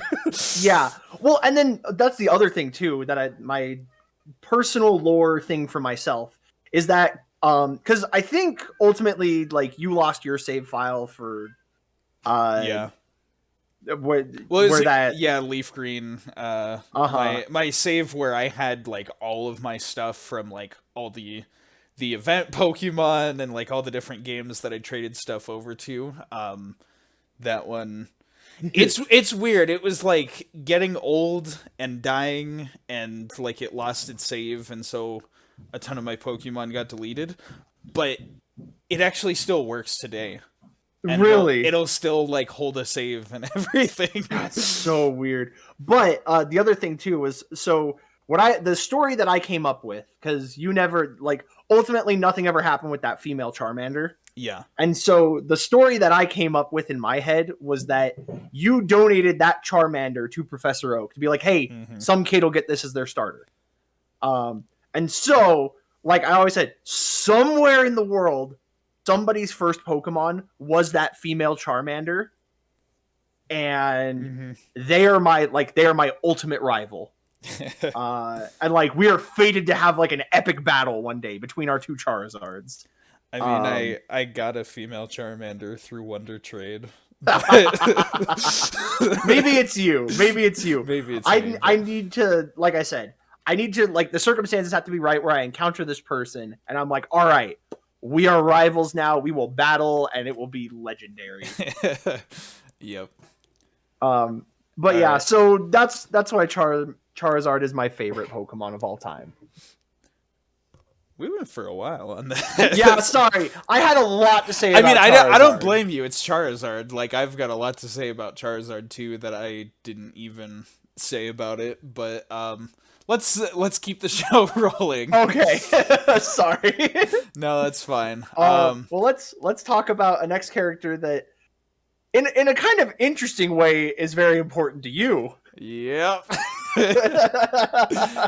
Next, we got good old Diddy Kong, Diddy Kong, the unofficial mascot of Rare during the Nintendo days. Yeah. So what did you end up giving? 5 out of 5. Like, 5 why would I not? He's like, okay, here's the thing. Everybody knows, because it's plastered all over my social medias, how much I love Diddy Kong Racing. Even outside of that, he is my favorite Donkey Kong character easily. I love Diddy Kong. I love everything about this cute little monkey boy. Yeah, I think I gave Diddy a 4. Yeah, that's fair. You know, because I'm not quite as deep in the sauces or the deep in the banana as you are. Deep in the banana sauce. But I love Diddy. Diddy's cool, and like I've definitely grown to appreciate him more. He's one of those characters that, like, when he got announced for Brawl, it was like, Brawl had so many it's about time characters in the roster. Yeah, definitely. Like, legitimately characters that were like, this should have been like day one. When the roster got as big as Brawl did, like, there were so many just no-brainer choices. When I think about Diddy Kong in Smash, I mean, probably Diddy Kong Racing is the first thing that comes to mind, but like when I'm specifically thinking about Diddy Kong in Smash, the first thing that comes to mind for me is that remix of Sticker Brush Symphony from Brawl. Yeah, oh my gosh, I love that remix. I'd almost argue it's better than the original, just because it has a stronger melody, but I don't know. It's tough to say because they're both really good. It's hard to say because one goes for this really like melancholy, like retrospective kind of feel, and then the other is just like this grand adventure. Yeah. See, and the thing is, when I think of Diddy, it makes me think of that song, and then that makes me think of the Subspace Emissary. Right. And so it's just good feelings, but also like I love how just much like a monkey Diddy is. Yeah. He's the monkey. It's just so weird to me, like, just how many positive memories I associate with this character. Because, like, yeah, Diddy Kong Racing is just one of my favorite games of all time. There's so much, like you said, about his announcement in Brawl that, like, makes me think of the Subspace Emissary. Even like Donkey Kong 64, I loved playing as Diddy in that. Mm-hmm. And in general, just his moveset is just real wacky and fun. Like, Yeah, he although, definitely stands apart from like a lot of other characters. Just he is Diddy Kong. he's got all the weird like wooden like weaponry and everything. Uh-huh. And he makes the weird little like spider monkey noises. Yeah. Dude, that's the thing too. Like you can't go wrong with a good monkey sound effect. It's true. Like To an extent though, because I wish they could have used the rare voice actors for Smash Bros. Like they were originally intending. Because I yeah. love Diddy's little like he cocks his gun just woohoo.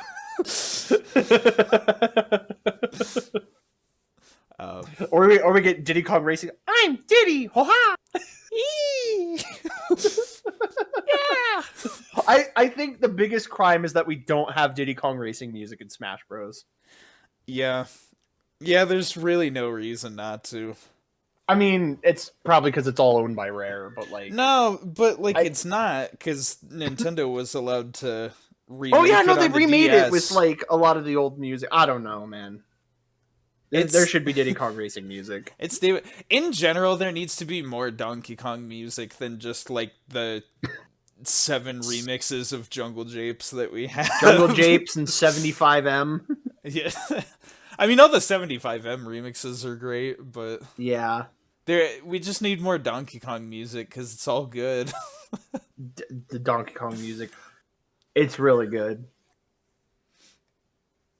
Yeah. Do you remember in Smash 4 when Diddy was like the toppest of top tiers? Like, oh yeah, no, I remember that. Everybody was playing weird him. because it was like it's Diddy Kong. It's just like a silly little monkey doing all the hoo ha. Yep.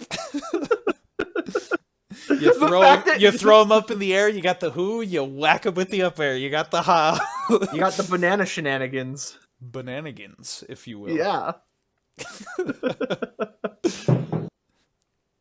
Not as much to say about Diddy as Charizard, but no. That's why he's a 4 and not a 5. But... I see how it is. No, I like Diddy.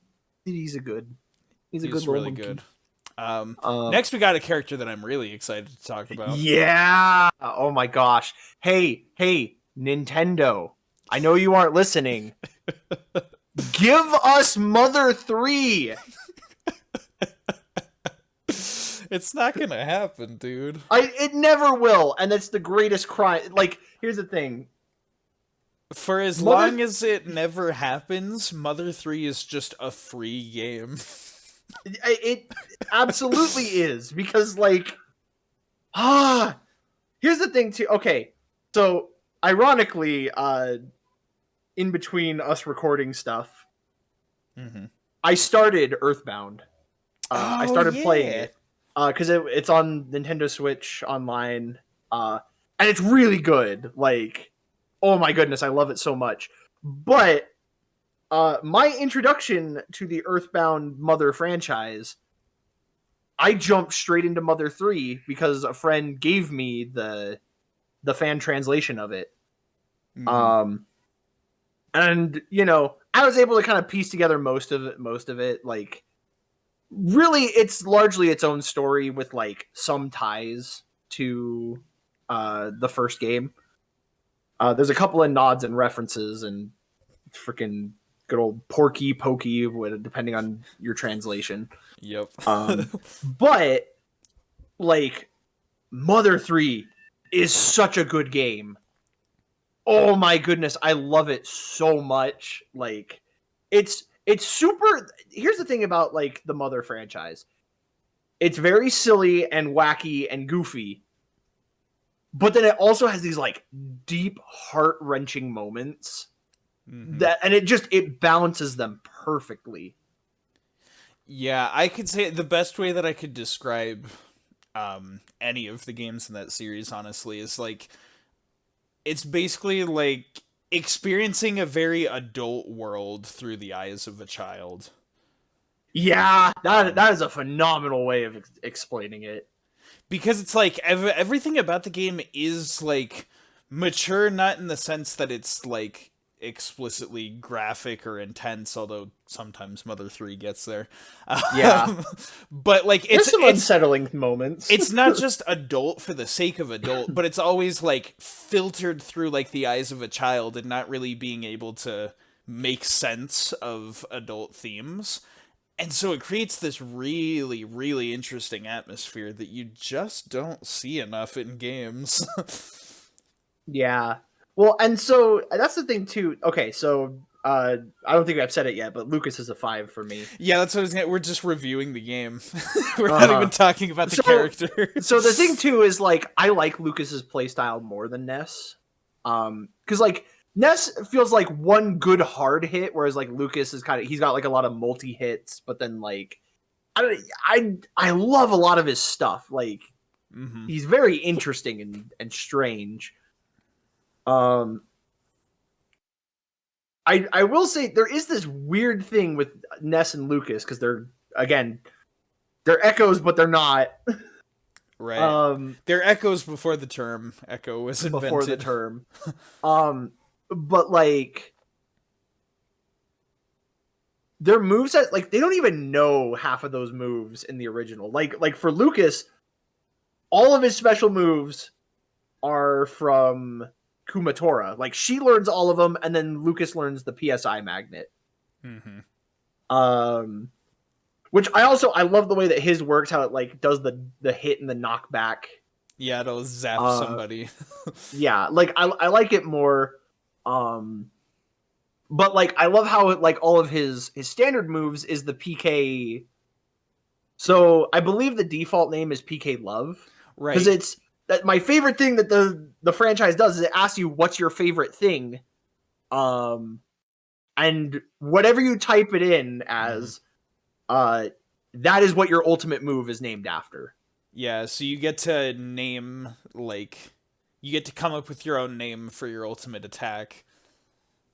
Which is pretty cool. And so the fact that it uses kind of the sprites, like the same sort of art style of PK Love, is something that's really cool. Did you see that the fans for like I forget what anniversary it is, but they did the fan tribute.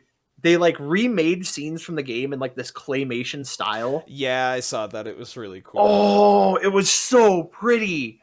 And it just made me, I want them to either just release it to America or remake it. Yeah. Because like it's such a good game. And that's the one, like, it's it's hard to talk about just Lucas because so much of what we think about the character comes from the entirety of the game of Mother 3, but yeah. I love Lucas as a character. He's got a really cool arc for a main character, and just everything about that game and about his journey is like crazy emotional. Oh yeah. Like if there was ever a game to be stuck in this like limbo where it will never get localized and re-released and whatever, like this game is the wildest ride. It is. And Lucas goes through so much crud. Dude, I love him so much. I freaking love him. But also like it's not just Lucas too, but like your whole party for that game is so good. Freaking Duster and like how his animation for him running, like he has the limp. Yeah. And so like when you're walking or running, like he still like limps along. Kumatora is a phenomenal character. And then you get a dog! You get your dog to come with you. Boney's such a good dog. He's a good dog. Good game. Good game. Yeah, that's the one. We don't advocate piracy normally on this show, but actually, I say that I think we have advocated for piracy before. But like, that said, until Nintendo gives the world a fair way to play this game, just play the fan translation. It's super Yeah. good. It's one of the best games ever made. I will say, even though I've finished the game, like I've played it, and I've been like, all right, yeah, I got what I needed to out of it. Like, if Nintendo ever releases a localized version, you better believe I'm throwing money at it to show them. I'm like, no, this is how good this game is. I will definitely spend money on it. Buying the physical and digital on multiple systems. Because it's that good of a game. It's that good of a game. It really is. Like, that's the thing. There are games all the time staying in Japan and never getting localized, but there's a reason why people are making a fuss about this one. Yeah. Well, and not only that, ironically, coming back to, our podcast, this was my number one game I wanted you to play for years. Mm-hmm. And would have been the first thing that we did before Chrono Trigger had we not already done it before the podcast was a thing. Yep. Like, I actually convinced you to sit down and play it, and you had a phenomenal time. Yeah. Yeah, it's just real good. And yeah, I agree with pretty much everything you said. Like, Lucas, great character. The way that he plays out of the Earthbound characters is pretty cool. I still wish we got like one more Earthbound character. You know what's funny? I saw somebody suggest Duster. Oh yeah. And not Duster, sorry. Flint. Oh, Flint. Yeah. Yeah, I can you see do get that to play as him in Mother 3. And man, I would have loved, because like he's got like the 2x4. You know who he's got the I cool want? cowboy hat. Who? You know, the character that I'd love to see from this series in Smash Bros is Masked Man. And getting like the balance of like the lightning moves and the sword fighting, but then he is kind of like, the blaster. Well, I mean like imagining that kind of a moveset, but not just being like a Robin or something, but kind of having the floaty properties that like the Earthbound characters have, but adding like a sword fighter ability to that. I would love that so much. Yeah. I freaking love the... Go play Mother 3. Go play Mother 3. That's, yeah. we keep getting to like a character and I'm like, go play this game. Well, there were so many of those in Brawl. I know. Yep. It's also weird to think that Lucas would have been... He would have been... Like, we would have got him in Melee. But there was delays with Mother 3. And so they, instead of doing, like, putting him in, they just put Ness in again. Yeah. So that's... Imagine that, like... If we would have had Lucas in Melee... then we probably would have gotten Mother 3 in the US. We might have. Because it definitely... That is so weird to think about. Fire Emblem, man. That is so weird to think about. I blame Earthbound's horrible marketing in the US. It was more than that. Like, Mother 3 really had some issues, like getting made in the first place. It got delayed so much. It was supposed to be on the N64. Like, I will say I'm glad we didn't get that N64 version. I'm only glad about that because it's as good as it is on the Game Boy Advance. Yeah. Okay, but fair. I really wanted that N64 Earthbound. I really wish we would have got that, but I'm fine that it didn't happen just because Mother 3 did happen. That's fair. Because yeah, if it was one or the other, like, I'm glad it happened the way that it did. Mm-hmm. But like, I see what you mean. But that's like, people have found like the in development trailers for the game and everything, and all these details about how it was on the N64, and it looked freaking awesome. Yeah. Oh, I would have loved it. Anyway. But Lucas, 5 out of 5. He's 5 out of 5. His game, 10 out of 10.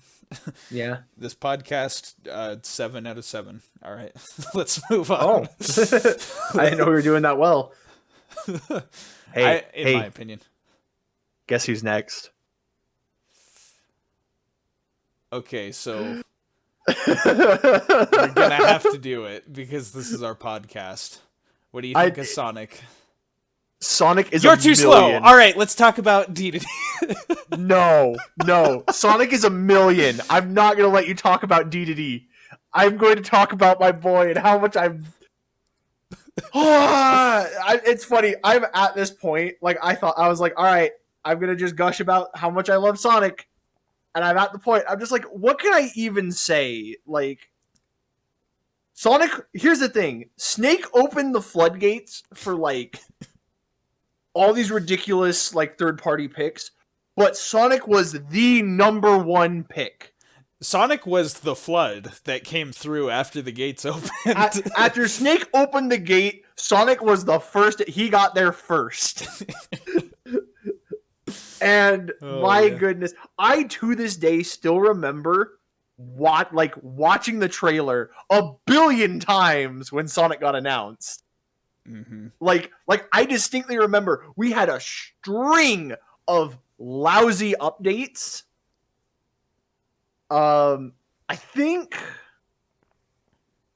we knew that a Pikmin stage was coming, and like it was like, oh, here's how like the jab combo works, or like here's what the menu looks like. Like just boring updates that nobody cared about, and then it was like new challenger, and I was like, oh, good, maybe they'll talk about, I don't know, like somebody that like we knew was coming, but like hadn't, like, I think it was like Snake hadn't been put on the dojo yet, or it was somebody like no, because I think they did update info about Snake before.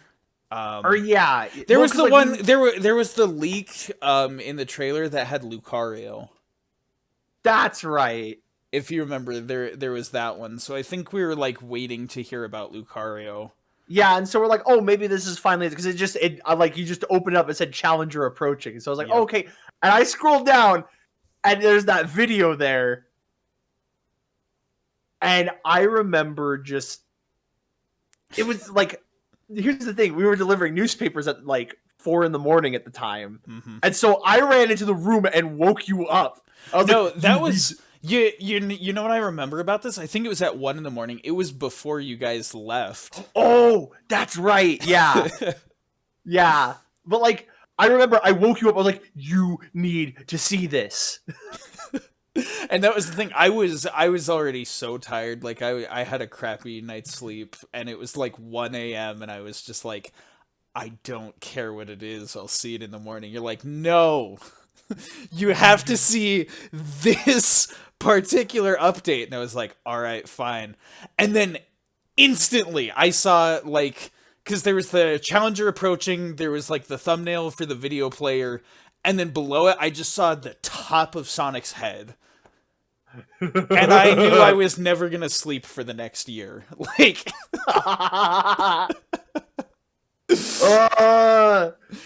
They played Live and Learn during the trailer, and the best song they could have picked. They had the Mario v Sonic thing, but also like they had that shot of them like together in the Subspace Emissary, and I feel like we got robbed. Yeah, in the Subspace Emissary. Because gosh, dang it, just dev camera. No, we so thought that Sonic was gonna be like teaming up with Mario in the story of the Subspace. Wanted it so, because here's the thing. Yes, rivals, blah blah blah. Don't care. I want Mario and Sonic to be friends. I know, because I think they would be the coolest duo. I want them to do something besides the Olympics. Right? Come on, Sega. Come on, Nintendo. Quit being dumb. But like, I have a million things to say about Sonic, and I'm just gonna condense it to like, I hate the way that people play him in competitive Smash Bros. Yeah, he's really good for camping. I like anyone who plays Sonic that way, like, you should be ashamed of yourself. Like, for shame. I hate you for making my favorite character one of the most obnoxious things. But when you watch like an aggressive Sonic play, oh my goodness, it is a glorious sight to behold. Because like that's how I play the game and how I play Sonic. Is I rush down my opponent and I do not give them room to breathe. And like, Sonic is the reason that I fell in love with video games. My earliest memory of playing any video game is playing Sonic the Hedgehog 2. And just watching Sonic run through Emerald Hill and Tails like following wherever I went was the most mind-blowing thing at the time. Like my brain could not handle it. Yep. As just a small child. And I love Sonic. We're gonna one of these times we're going to actually like talk about a Sonic game, and so I can really open the so floodgates. you can really gush. I love Sonic. Yeah, I love him so much. We could just leave it at that, but I am also in this podcast, and so I should share some thoughts on Sonic as well. Go ahead. So for me, I gave Sonic a 5 out of 5 with an asterisk. And there's a particular reason for that. What? You disrespect my... No. Like, I'm used to like it. all these other people here are just like 5 out of 5s and stuff, or less than that. This is a 5 out of 5 with an asterisk. Because as I put in my notes, in all caps, he's here for exclamation points. And then below that I put, he's okay. I personally have a bit of beef with the way Sonic's moveset is done in Smash Bros.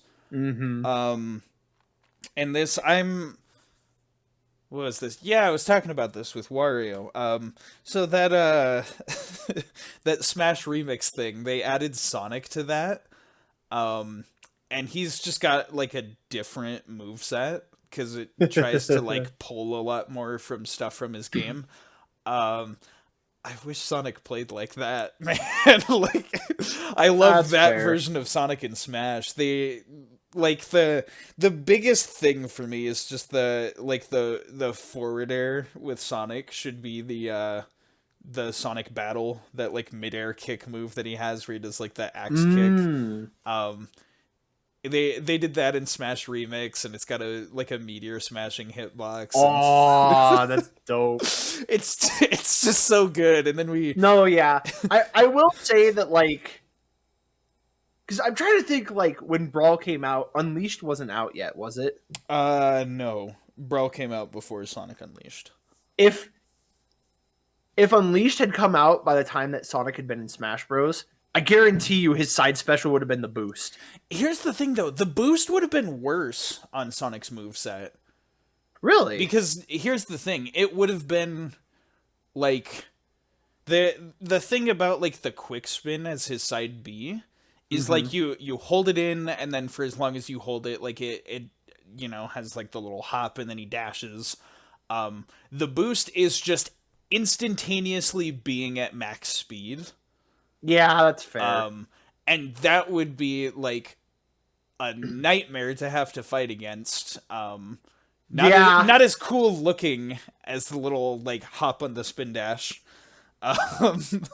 And just a lot of other stuff. Like, I'm not completely mad about the fact that he has 2 spin dash moves, but, like, plus it would make, like, camping and being scummy, like, easier, because there's no charge to it. You just push side B and then go fast. Like, I don't know.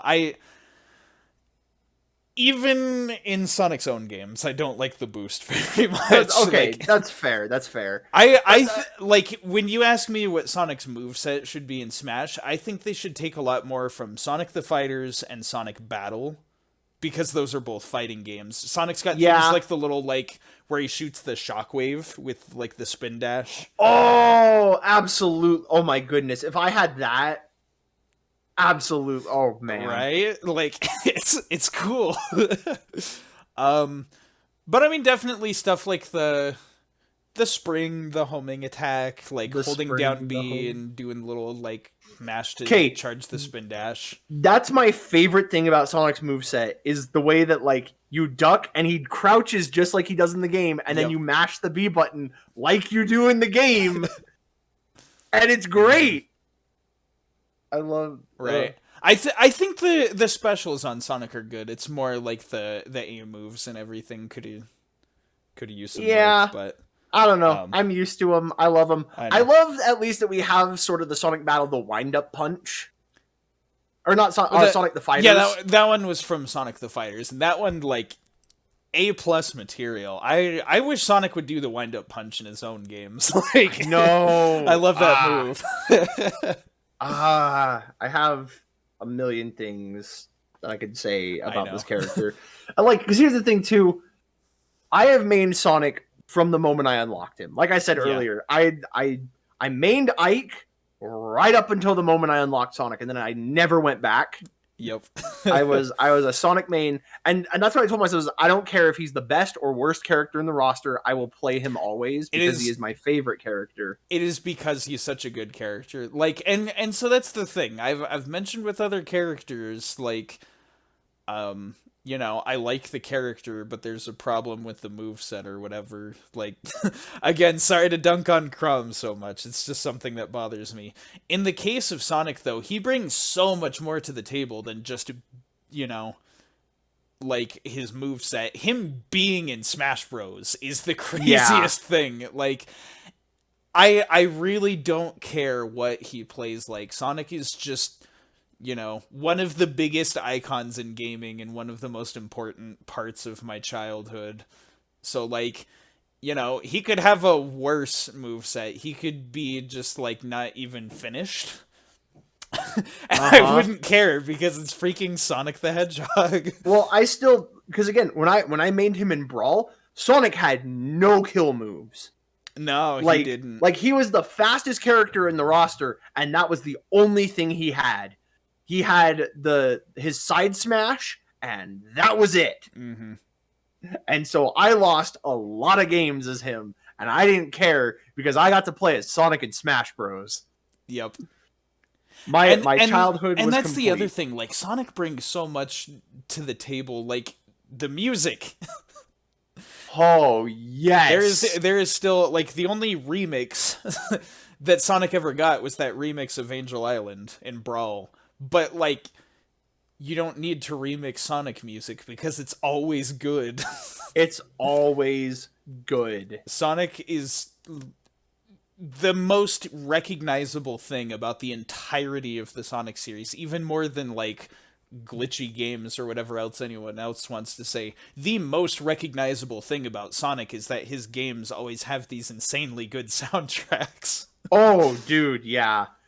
Anytime a Sonic game gets announced, I always look forward to what the soundtrack is going to be. I know. It's we're getting that again with Frontiers. Please be good. I mean, the soundtrack's going to be good anyway. It's going to be good. It's going to be good. I'm excited. That's the big thing. I have some gripes about the way Sonic's moveset is done, and maybe also the fact that, like, we got two stages that are both, like, just kind of the variations same. Of the Green Hill Zone sort of aesthetic of, like, the green with, like, the brown and orange checkered floors, like. Yeah, I would have liked a little variety. I definitely think we'd benefit from getting like a Space Colony arc level or something, like. Oh, for True Story, Yep, just Final Rush, something like that. But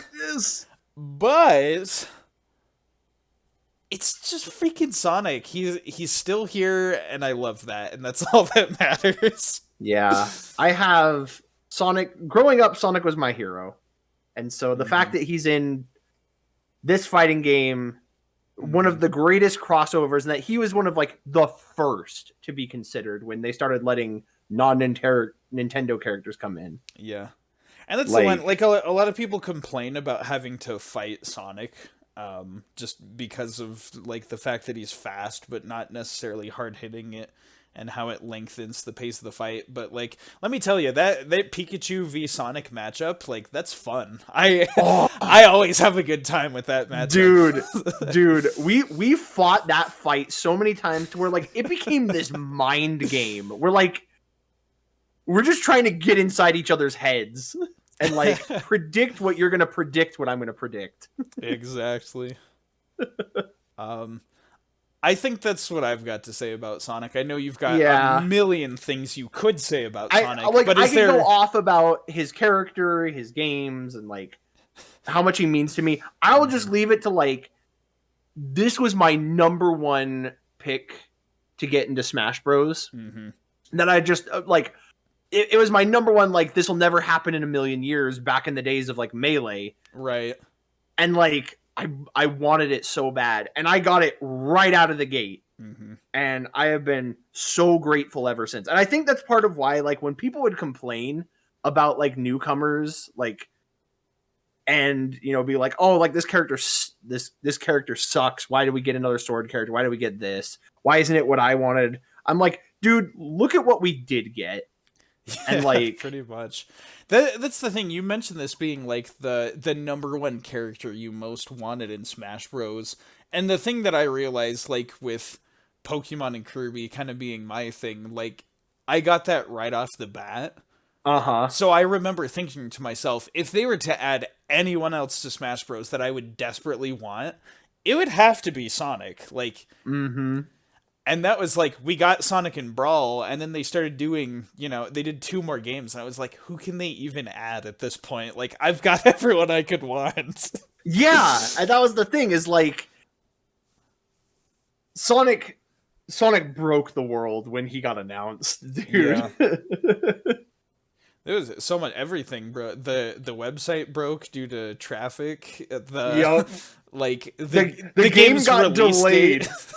The game got delayed because Sonic got in. Well, that was the thing. I didn't care. The delay, I'm pretty sure the delay was not because of Sonic, but I'm pretty sure he was tactically announced then. Yeah, it's like, hey, game's coming out later, have Sonic. It's like, I'll wait as long as I need to. It's Sonic. Well, that's what I said. I was like, yeah, sure, I'll wait. Yep. Oh, man. But I think if we want to actually cover the rest of this list, right, I need to set my boy aside and talk about some of these other great characters. Yep. So moving on then, let's talk about King DDD. Oh boy, King DDD. DDD, that's the name you should know. DDD, he's the star of the show. Good old Daddle Dingo. So, I actually gave him a 5. Yeah, me too. I love DDD. The thing, too, is, like, I think the thing about DDD that I love is just how much he plays like he fights as a boss fight. Yeah, you definitely feel like you're controlling the boss character when you play as DDD, which is cool.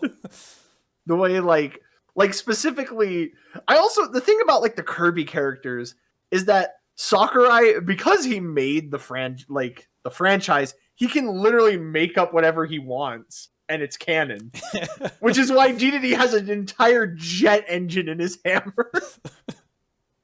And then, like, all the things that get invented in Smash Bros. About the Kirby characters get implemented into Kirby canon into afterwards. The story. But yeah, see, the thing too is because we played Kirby Nightmare, like Kirby 64 and Kirby Nightmare and Dreamland growing up. So like, and I think also we played Kirby's Air Ride before Brawl. Before Brawl, yes, because that was like GameCube. DDD was just one of those staple parts of our childhood. Yeah, he was just always one of those characters that was just like there. And we loved always him. There, always loved him. He's got so much charm. He's voiced by Sakurai himself, which is it's so good. It's such a nice little detail. It's like if you were ever to pick a self-insert character, dude, he's such a wacky one to do. He's such a. I love him. But he's DDD is really just one of those charming characters. How he starts out as like that's the crazy thing about Kirby. It started so simple. It was just like, hey, this this mean penguin took all the food in town, and then you beat him up. You beat him up, and he's like, I'm sorry, and he gives back all the food. Like, yeah, and then it's funny too how much things have escalated in Kirby. Uh-huh. Like, to the point where, like, nobody on Popstar wants to mess with Kirby, and so it takes, like, external alien conquering forces and eldritch horrors to, like, spur a plot on at this point. Yep. But then the funny thing is now, like, DEDEDE is one of the good guys. Like, he went full on Piccolo. Oh, yeah. No, for sure. Starting out as the primary antagonist, and then now he's just one of the good guys. One of the good guys. Freaking strong. Oh, man. But, like, it's also funny how many things just screw him over. Yeah. In the canon. Like, what comes to my mind is there's that one cutscene where, like, I think it's in Kirby's Return to Dreamland. Mm-hmm. I won't spoil it because there's this big dramatic reveal.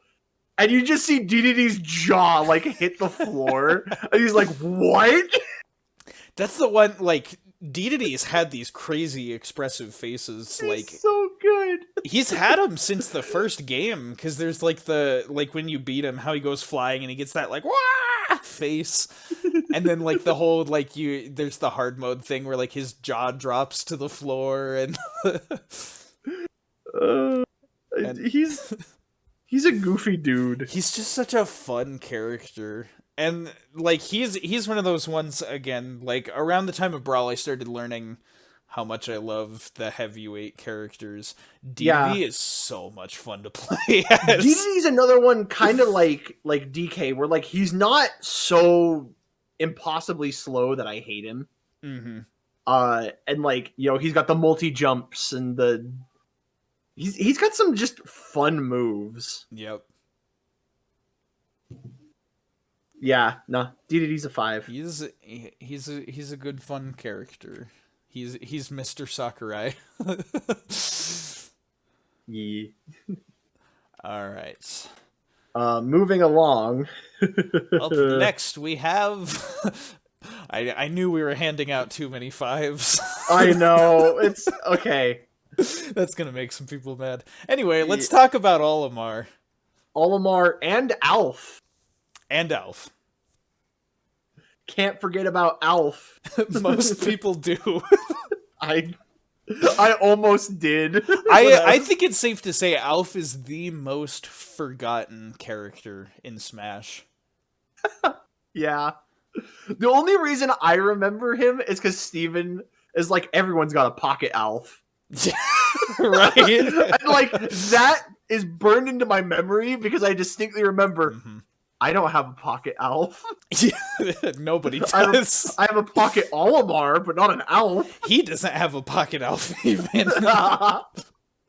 All right. But, like, scale of 1 to 5.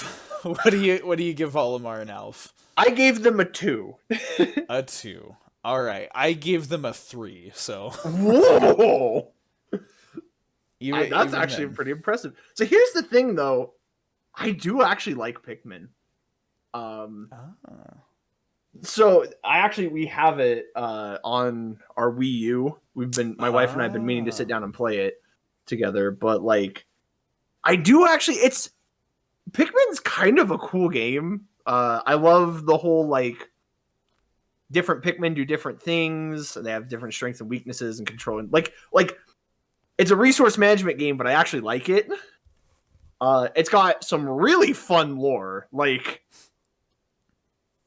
as someone who's, like, actually familiar with, like, the original Pikmin, I haven't played 2 or 3.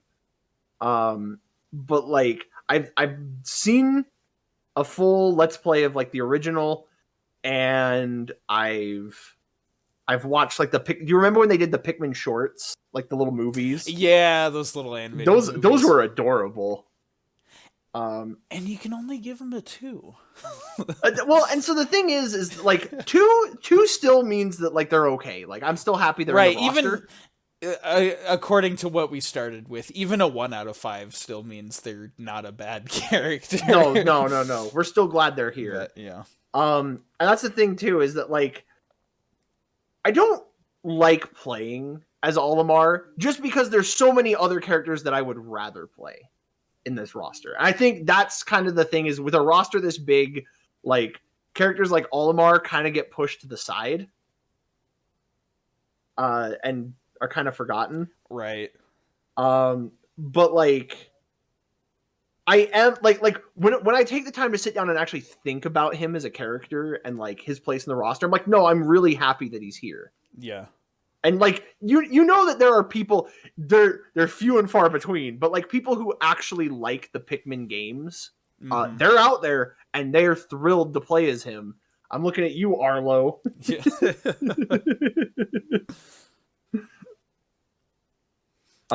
Yeah, definitely. So for me specifically, I went with the 3 out of 5 because I'm completely middle of the road with this character. Like I have absolutely nothing to hate about the Pikmin series at all. Like you said, it's very charming and like very interesting and very different from the rest of the Nintendo stuff. For me, it just comes down to the fact that I haven't played any Pikmin games yet. So I don't necessarily have that attachment. Much like you, I've watched a couple of like full playthroughs of the first Pikmin. And I like, just as a spectator from afar, I really like it. I think it's an extremely cool game. And it's funny just how many like internet personalities I follow that are head over heels for Pikmin. Like, because I follow quite a few. Sorry, I know you're talking. You know what else I just remembered? What? Do you remember years and years and eons ago, those at McDonald's, the little McDonald's Pikmin demos? Like how they had like the GameCube there, and you could play like demos of games. Yes, I do remember that. And they had the first Pikmin, and I remember playing it, and it was really cool. That one was, I think Pikmin specifically, like they struck a deal with McDonald's for that to be one of the games that they would feature in a lot of demos. Because I've heard like a lot of stories of people in the US like playing Pikmin demos in McDonald's. It's such a weirdly specific memory, but I remember. Right, but it totally is a thing. That was a big deal about the game's promotion and how a lot of people found it. And so it's just another like cool memory, but I didn't play it at McDonald's. So no, I think you watched me play it. Because that's how most things go. I watch you play things. Hello, younger sibling energy. Yep. But yeah, there's like the Pikmin animated shorts and things. I've seen and experienced enough Pikmin content. I have that darn demo for Pikmin 3 still sitting on my Switch. Before I couldn't play it because like my my Joy-Cons had the drift. But now like now I got them fixed and everything, and like even besides that, I've got a working Pro controller, so I have no excuse other than time. Yeah. But it's just like, one of these days I'm just gonna like dive, face first into the Pikmin series and love it forever. But yeah, I'm just not there yet. Not there yet. I find that that's kind of the thing that you got to do, is you got to take the leap into a franchise, and then suddenly you're like, oh, I actually really like this. Because I'm surprised with how many of these series that are in Smash Bros. I actually have covered so far. Like, I've played most of the games, but there's still like a couple odds and ends like Pikmin where it's just like I just haven't gotten to it yet. But yeah, Olimar, very, very fun character. Everything about Pikmin is super charming. I respect it highly. I just need to actually play it. Yeah, no, that's fair. I will say I don't necessarily enjoy the like Olimar's moveset. At least compared to like everything else we have in Smash, we have so many freaking characters that like a really quirky moveset like this one is just like, oh, that's fun, but I want to play as DK. Not to crack jokes about his franchise, but like it's pretty easy for him to get lost in the weeds. All right. And on that note, yeah, moving on. Okay. Oh, here's a fun one. All right, kids, get your magical blue fire and your furry suits on, because we're talking about Lucario. Oh, Lucario. So what did you give the mystical punching furry? I think this one's pretty interesting. So my Pokemon bias still shows, but not intensely. I gave him a 4 out of 5. Oh, interesting. I actually gave him a 5. Okay. Well, Um, that makes a lot a lot of sense. yeah. So here's the thing. Part of it is because I've trained a Lucario, Yep. and I freaking love this Pokemon. That's what I was gonna say in what was it, in Black 2, I had a Lucario on my team, and like, because that's the thing, I didn't use Lucario in Gen 4 when everyone else was losing their crap over him, and I'm like, oh, Lucario got a movie or whatever, like, I don't know what the big deal is. And then I used Lucario in Black 2, and I was like, oh, I get it now, Lucario's awesome. Dude, okay, so here's the thing. One, he is a very versatile Pokemon. Like, you need a tank, like a tanky, like, Pokemon. Like, he's a steel type. He can take some hits. You need like a physical sweeper, he can do it. You need a special sweeper, he can do it. Like, Lucarios are versatile, and that's what makes them so much fun, is like you could put 2 Lucarios on your team and give them completely different movesets. Mm-hmm. And not to mention, Aura Sphere is busted. Like, Dude. that is a good move. It's a phenomenal move. It's like, especially because like it's a special fighting move, which Lucario has a crazy special stat. mm-hmm. And it's the fact that it hits crazy hard, but also is never miss. Yeah, It's insanity, because like your other alternative for special fighting type moves is like Vacuum Wave, which has like 40 base power. And then there's Focus Blast, which is more powerful, but it always misses. but it always, yeah, that's exactly it. And then you mentioned the movie, dude. That is still to this day one of the best Pokemon movies. It's like, it's just a really charming movie, and it's not about a legendary. Like, no, it's just, I mean, like, Mew is in it, and like I think the Reggies are in it too. Like, legendaries are in it, but like the iconic main character of this one is just Lucario. Like, somehow the Pokemon team just knew, like, the instant they designed that character, like, this one's gonna be popular. Yeah, and rightfully so. He's so freaking cool. I absolutely love Lucario. And so, not to mention, another reason why I love him, and he's a 5 for me, is so that Lucario that I trained was on my main team with my Charizard when I played Pokemon Battle Revolution on the Wii. Oh, yeah. Which was such a fun game, because you got to customize what your trainer looked like from like a bunch of options. Like, I think there were like 6 body types and a bunch of really cool outfits. And then you would go online and you would fight everyone who would use legendaries and dragons. Yep. And I distinctly devised a team that I called the Dragon Busters. Because they were all equipped to deal with a dragon in some way or another. They all had at least one move that would deal with a dragon. Yep. And so, like, I freaking love Lucario.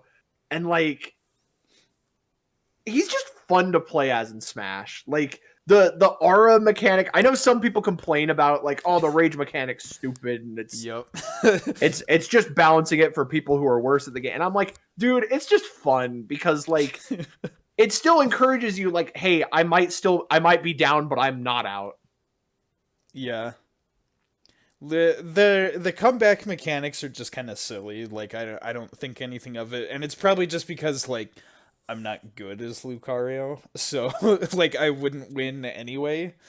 But it's he, like, just the general way that Lucario plays in Smash is a lot of fun. And it was like, in the days of Brawl, it was sad that Mewtwo got cut. But Lucario was enough of a good replacement that, like, it didn't hurt too bad. Well, and what's funny, though, because, like, this is the thing for me, I liked Lucario more than Mewtwo, because everyone compares Lucario and Mewtwo, because, like, we didn't get Mewtwo, we got Lucario. Mm-hmm. And they have the same kind of standard special. Right. And I was like, well, by that logic, like Samus and Mewtwo are the same character. Yeah, they're definitely Like, not. they're very different characters. But I mean, like you can see how it was how Lucario basically took Mewtwo's spot, because you also think about like they're both movie mascots, like yeah, they're both very popular Pokemon But that's- designs in general. that's why it's funny when Smash 4 came out and everyone's like, oh, Greninja's gonna replace Lucario. And then Lucario just gets announced in Greninja's trailer. Yep. Like, just shadow dropped into that. We were still thinking that they were gonna do the exact same thing every time with every Smash Bros. Game, but that's not how it goes. But yeah.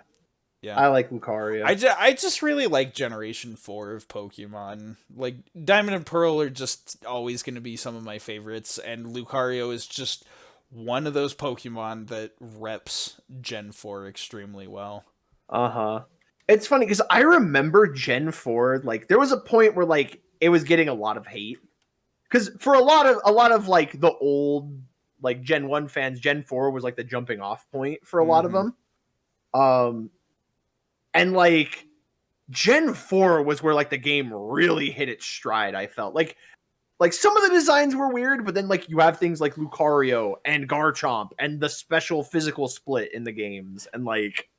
That's one of the ones I was thinking of. Like, if we were to get another Pokemon fighter in Smash, I would love Garchomp. Like, oh, dude. I think even more specifically if they did like Cynthia and Garchomp, and you just have like Cynthia in the background, but Garchomp is the fighter you play as. But then like for all the victory animations and everything, it involves like both of the characters and everything. That's another thing too. Cynthia as a character, just yep, and she's got a Lucario, so it all comes full circle. All right. Do you have anything else to say about him? Not really. I mean, he's also in Pokken, and he's cool. Oh yeah. Everything Lucario's in. He's cool. Yeah. Fair. That's what I gotta say. What about Pokemon Cafe Remix? I mean, yeah, there's probably an icon of his face in there. So, like, it's a good character design. So yeah, right. He's cool in that if he's in it. Fair point. All right. We got an interesting one next. Yes, we do. Tell us. So for me, I gave R.O.B a 3.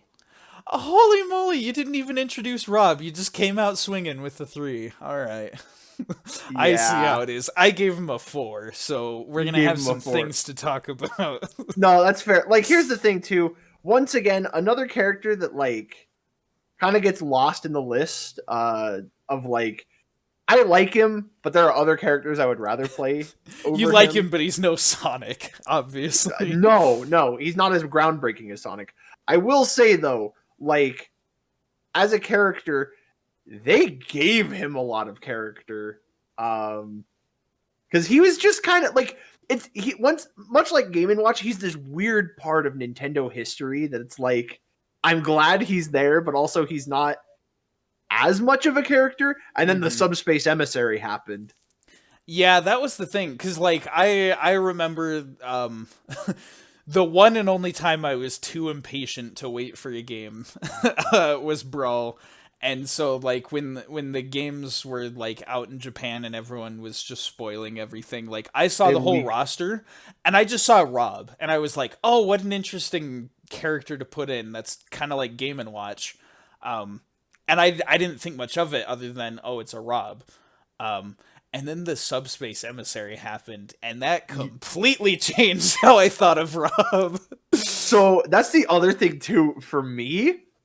I completely went dark on the internet. Yeah, that's true. You didn't even know he was a fighter or anything. No, like I had to, man, I had to get after my friends because they spoiled a couple. I think they spoiled that Captain Falcon was coming back.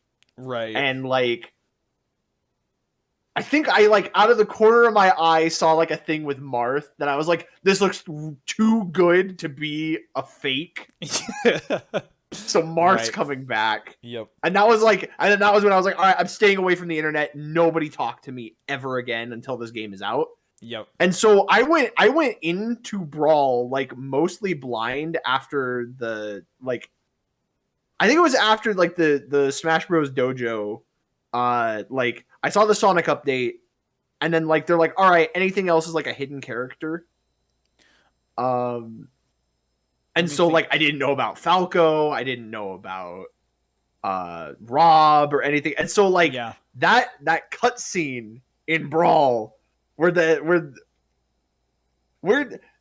he makes his appearance and like I have this very vivid memory of like the emotional whiplash of like this is who the ancient minister is.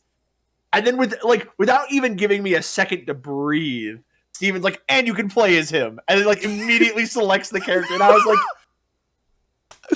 okay.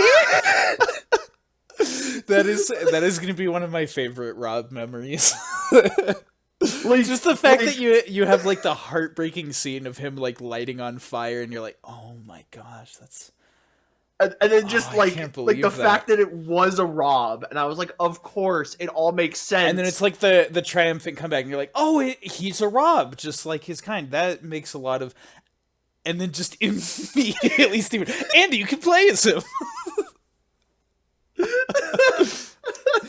It's like that you can now play as Luigi meme. Yeah, oh, that's exactly what it is. That's exactly what it is.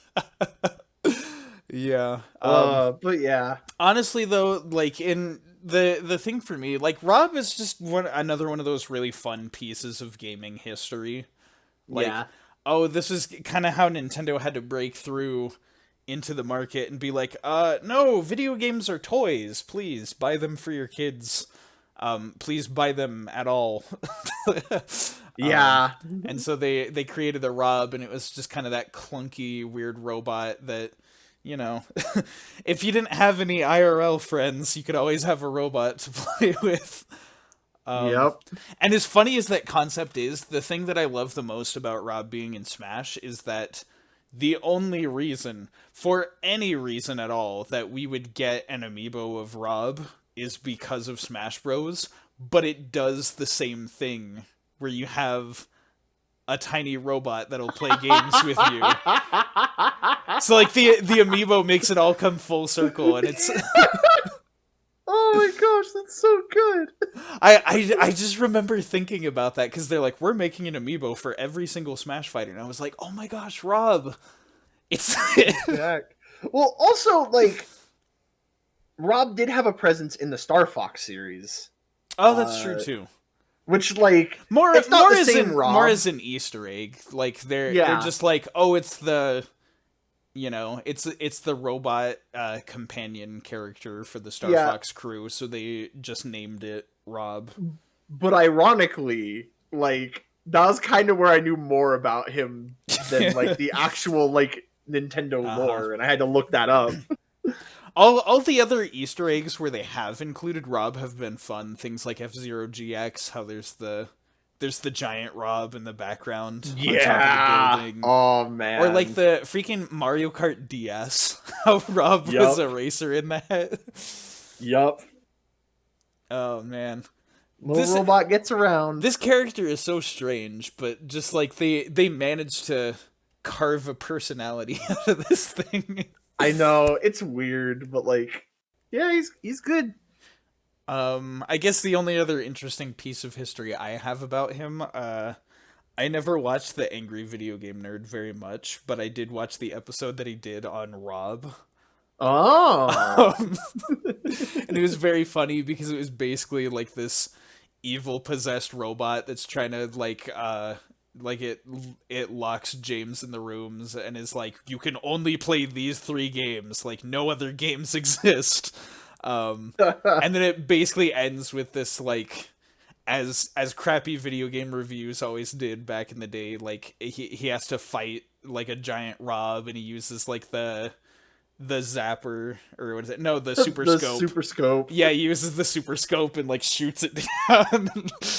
That's so good. Just quirky stuff. Like I again, I didn't watch very much Angry Video Game Nerd, but I like strongly remember that episode.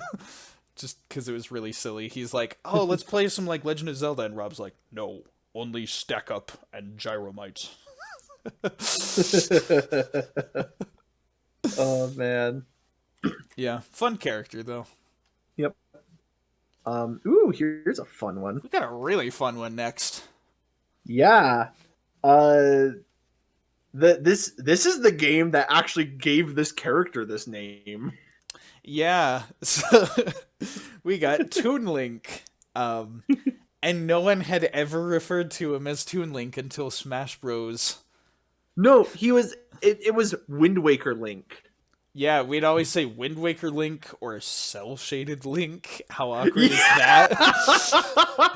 Oh, that's right. I forgot about that one. And the funniest thing about that name is like when they put him in Smash Bros. Obviously, they're not going to cell shade him. I wish they would. That would look super cool. But oh yeah. But understandably so. They. I do like the name Toon Link. I think it rolls off the tongue very nicely. Uh-huh. So, what did you give our cartoony boy? So for him, I gave him a 4 out of 5. A 4 out of 5. Interesting. What did So, you give? This is the hilarious thing. I feel like it could be... Oh, you gave him a 5? Yeah. And okay. This is the fascinating thing, is that Wind Waker isn't my favorite Zelda game. It is one of my least favorite Zelda games. Oh no. Not for all of the reasons that everyone says it. Yeah. I have very specific... Okay, so growing up in a house with 3 brothers, like this you know, this story always happens with the Zelda games, I swear. Here's the thing. When it came to the games, hilariously, one of everyone's complaints about Sonic Heroes, I didn't have that problem because like it's like, oh, you just play the same game like 4 times. I'm like, yeah, but I have 2 brothers. Uh-huh. So like we each just picked a different character, like a different team, and just played through their story. Yep. And like, so with Wind Waker, the reason I disliked it so much was the Forsaken Fortress. Mm-hmm. Because you go through that dungeon twice. And the first time you do it without a sword. Mm-hmm. And it's like this whole like stealth thing, which like, you know, was fun the first time. And I did it twice. And then I watched both of my brothers do it twice. And then our save data got erased. So we all did it 2 more times. For a grand total of 12 times through the Forsaken Fortress. I despise that dungeon. That's fair. and like, so those memories are burned into my brain as like, Wind Waker. The Forsaken, because it's the first big dungeon. And so it's right there, like, whenever I go back to try and play it, I just go, I hate it, I hate it, I hate it. Which is funny, because then immediately after you go to Dragon Roost Island, which is my favorite island in the whole game. I love the Rito. And I have to remind myself that I do actually like Wind Waker. Yeah. But, like, that in mind, I love everything else about Wind Waker. I adore Wind Waker. It's just the Forsaken Fortress that I'm like I have to remind myself that there is a good game underneath that dungeon. You kind of have to get through that before you can enjoy it, and you go back through it twice. That's but fair. As far as Smash Bros is concerned, because at the time Toon Link replaced Young Link. Yeah. And I thought this was a much better replacement because not only does he represent Wind Waker, although like it pulls heavily from Wind Waker with like the pirate ship and all of that, but like that style of Link was also for things like Minish Cap. which is a phenomenal game, Mm-hmm.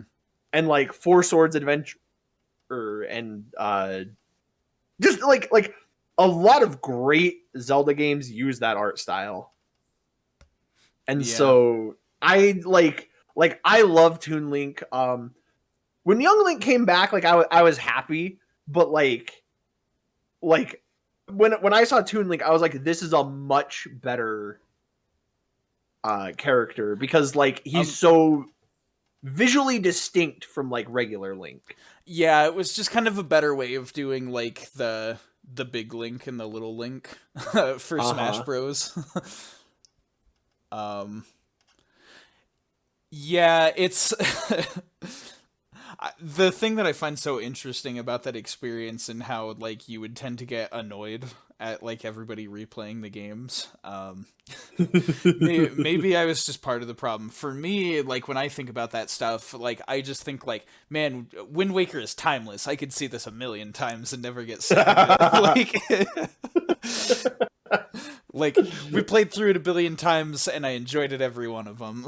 Like fair, and it's one of those things that like I can't hate the game. Like I'm like Wind Waker is a phenomenal game. I just have a very specific experience with it that made me like right. And then that was also like you had a friend who like I also got stuck on the Triforce hunt like when we were younger, and he was like, "Oh, I'll do the Triforce hunt, but you got to let me fight the final boss for you." And so I was like, "Okay, fine. I'll just watch the ending." Shout out to youtube.com/snowflake the pirate. Go subscribe now. Thanks for ruining this Zelda game for me.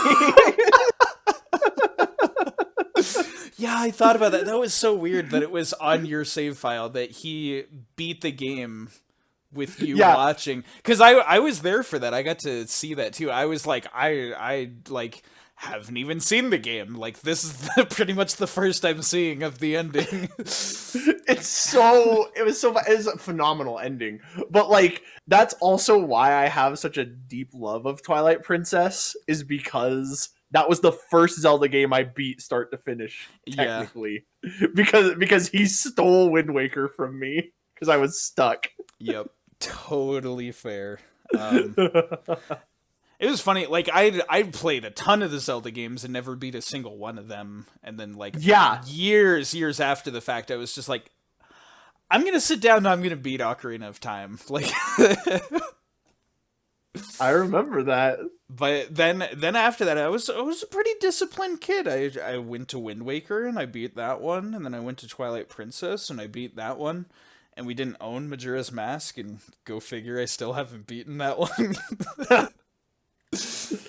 Yeah. But yeah, it's good. I like the pirate ship as a stage. I think that one's really good.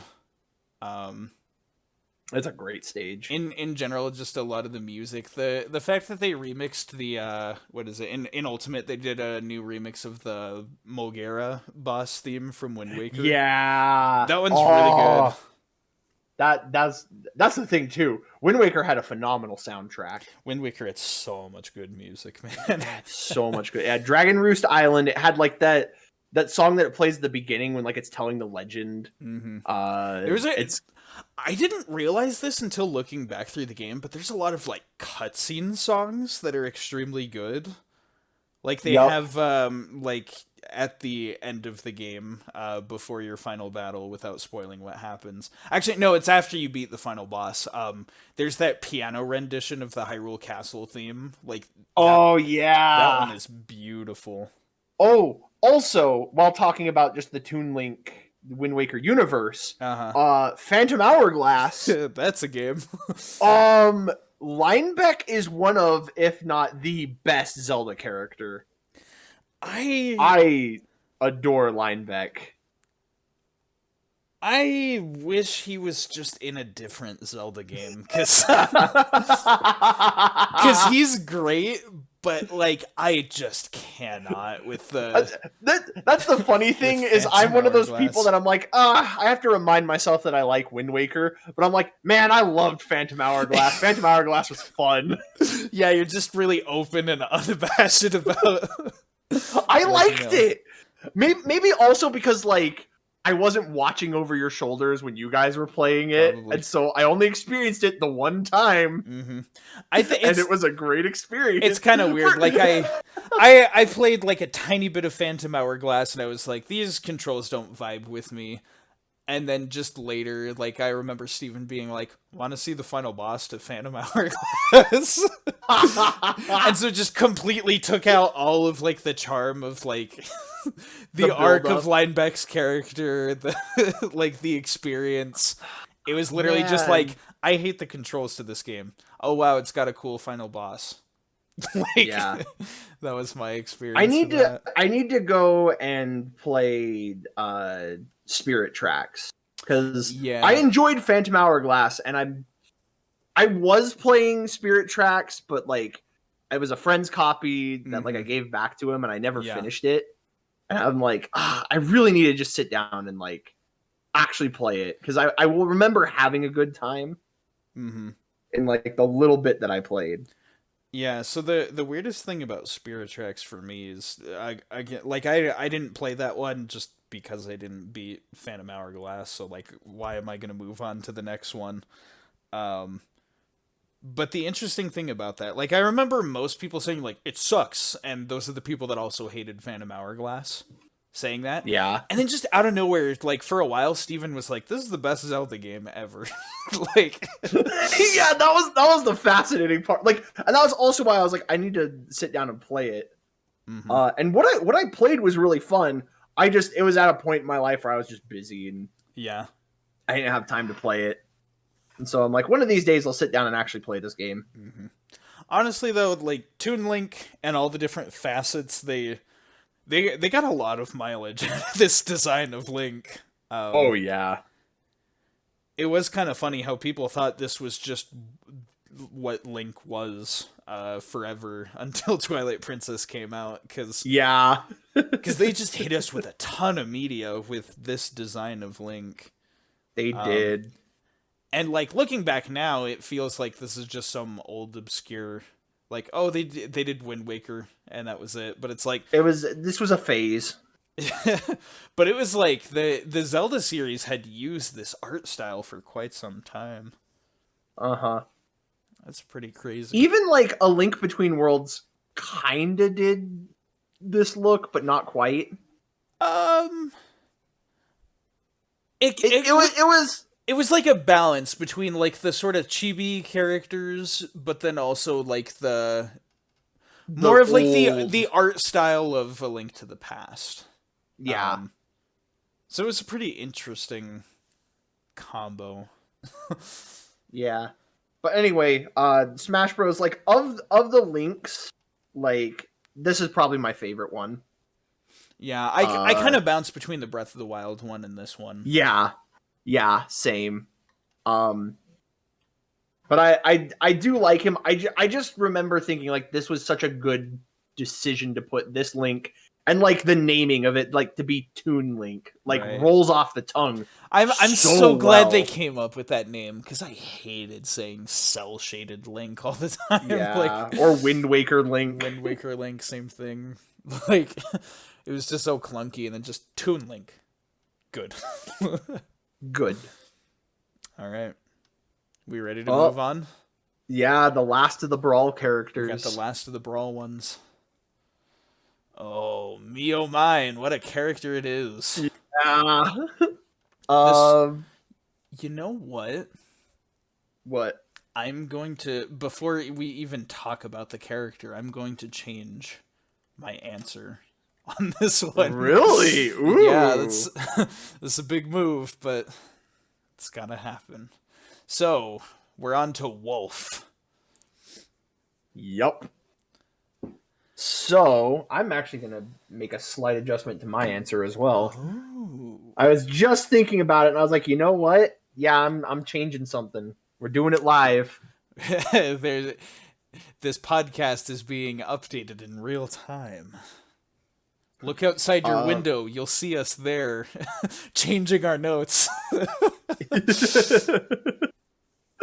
All right. How did I get here? How am I outside your window? Hello. It's cold out here or warm. Depending on when you're listening to this and where you're listening to this. Right. If you're in your car driving. I don't know how I'm there. Pass the chips. Anyway. What'd you give Wolf? So I decided to bump him up to, I gave him a 3.5. Okay. Yeah. We're doing decimals now. Yeah, because I don't feel quite strongly enough to give him like a 4. But I do really like Wolf as a character, and I was like, you know what? He deserves at least a 0.5 added on to A this. little bit more than 3. That's Yeah, completely just like fair. a little bit more, because like of the Star Fox characters, like Fox will always be the one that I pick. Mm-hmm. Like I see them all, and I'm like, I just want to play Fox. Right. But I do like Wolf. Yeah, it's interesting because I think I did score Fox the lowest out of the 3. When like he's my favorite character in the series, but it's just like the way that he plays. Yeah, in Smash is what's weird to me. The 3 of them, once again, are kind of the situation of like, I like them, but there are other characters that I would probably play over them. Yeah. But like Wolf, what did you end up giving Wolf? So I was gonna give him a 4 out of 5, and then I just kind of thought about it, and I was like, no, I think Wolf is a 5 out of 5. Fair. I really like him. I love He's Star a cool Fox. Character. Star Fox is a phenomenal, like its universe is so cool, and like I think about it specifically, like I think Star Fox Assault was where I really started to like Wolf. Yeah, I was gonna say like Wolf, in general, just a very iconic, memorable bad guy. But like him as a character in Star Fox Assault was like really like, oh dang, like this they're doing stuff with his character. He's going places. Well, we got that Star Fox Assault arrangement of his theme. Yeah, that's with like I will the say trumpets. Because it's not as high energy, I don't like it as much. It's just kind of funny that they did this really like classy version of the Star Wolf theme. But I guess it's fair for the fact that they were kind of shifting away from being bad guys to more just like being, you know, mercenaries and mooks. Yeah, like adjacent mercenaries to the Star Fox crew. Yeah. But like, yeah, just Wolf is just really one of those memorable bad guys that, you know, the second he shows up, it starts blaring his theme song. He always has a catchy one-liner ready. And he really does. He how do I want to say this? He evokes the exact same feelings that like that the rival of Pokemon Red and Blue does. Where he's like, it's that attitude of like he's you but better and like smugger and he's got the cool eye patch. So here's a question about you. Do you prefer him with like the pirate eye patch or the scouter? It's hard to say, man, because like both of the designs are good. I know. It might just be because like a Star Fox Assault was like, I don't think that game gets praised enough. No, it was a really good doesn't. game. And I love what they did with him as a character in that, like, where like he's kind of a reluctant ally in the whole thing, and like he's just really cool. And yet at the same time, like you can tell like he has a lot of experience, like life experience, and he kind of like has those moments with Fox where he like imparts some words of wisdom that's actually like, oh, that's really good advice. Like, yep. But like even Star Fox 64, like, well, and that's the thing. The Star Fox 64, you get like the rematch with Star Wolf where they have the cybernetic parts, and he's got the robotic eye there. So like, yup. That was one of those things I just loved about 64. That blew my mind the first time I saw if that. you fight them the first time and then you go to the map where you fight them again, They have the cybernetic parts. Well, that's like regardless if you do like the first chapter with them or not, they just have the cybernetic parts. Oh, really? I didn't know that. But that's specifically if you do like the true ending route. Because if you do the not true ending, then what it does is whichever ones you'd beaten in the first fight do not show up, and then whichever ones you hadn't do show up. Oh, but then okay. like you beat them in the first fight, and then you go to the true ending route, and and they're worse for wear.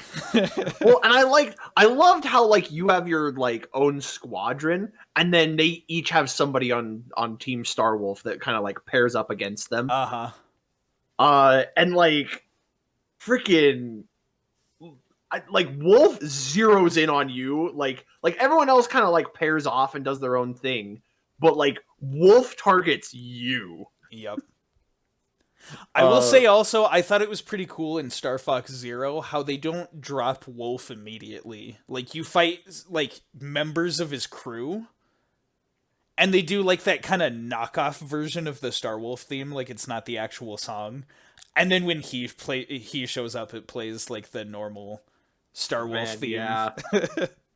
And then also the fact that like the Wolfins would like transform into little wolves and have like the ground mode, and they'd like run around like, oh, that's so cool. that was a neat idea. That's like the Star Wolf guys are cool in like everything they appear in. I would love it so much if we got a Star Wolf game, like where you play as Wolf. I mean, I know nobody talks about Star Fox Command Mission, but there are branching paths where like you play as Wolf. Sure, but like that game wasn't. That whole game is just a fan fiction acid trip. Like that might be the most accurate description of that game I've ever heard. It seemed to hit all of like it had a ton of branching storylines, and every single ending seemed to be like, oh, I could totally see, like, a 12-year-old coming up with this. Like... yeah. So maybe not Command, but, like... If they wanted to do, like, a grittier Star Fox, I think it would be a cool way to do it, honestly. Also, just in general, the fact that, like, Wolf got that, as I call it, the ultimate overhaul... Yeah. Like, in Smash Bros, they gave him just tons of cool new stuff. Yeah, and for, like, his moveset, let's be real, he's an Echo. But, like in his special moves, but then, like, I don't know, like, his moves just feel, like, visceral, and they have weight to them. They have, especially in Ultimate, like, the slashing effects on his claws have, like, these really nice, like...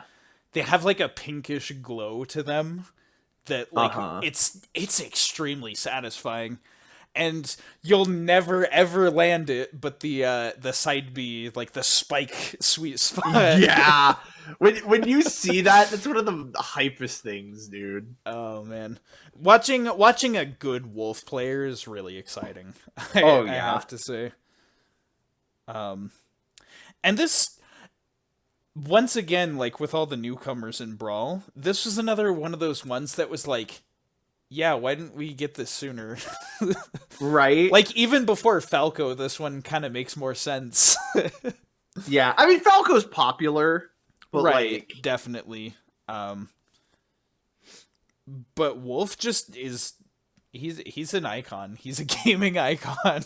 He is.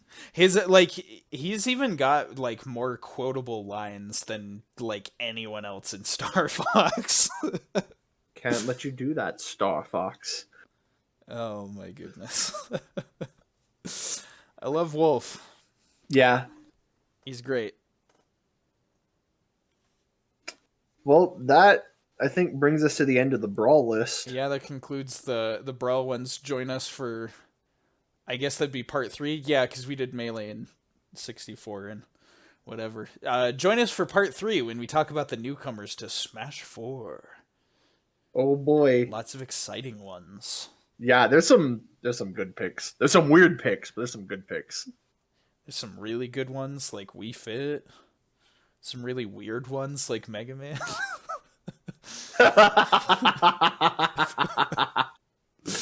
Oh man. I don't think anybody reacted that way. Youngtown made a song where he reacted Oh, that's that true. way. Yeah, okay. I think one person reacted that way. Also, but that was during Youngtown's phase where he was like trolling. Yeah. He made a lot of troll videos, so I don't know if he actually meant it. We'll probably talk about that a little more when we actually get to should. It's one of the most notable Wii Fit things for me. So yeah. Oh man. Do you have a good joke to end on? I mean, I could talk about Sonic some more.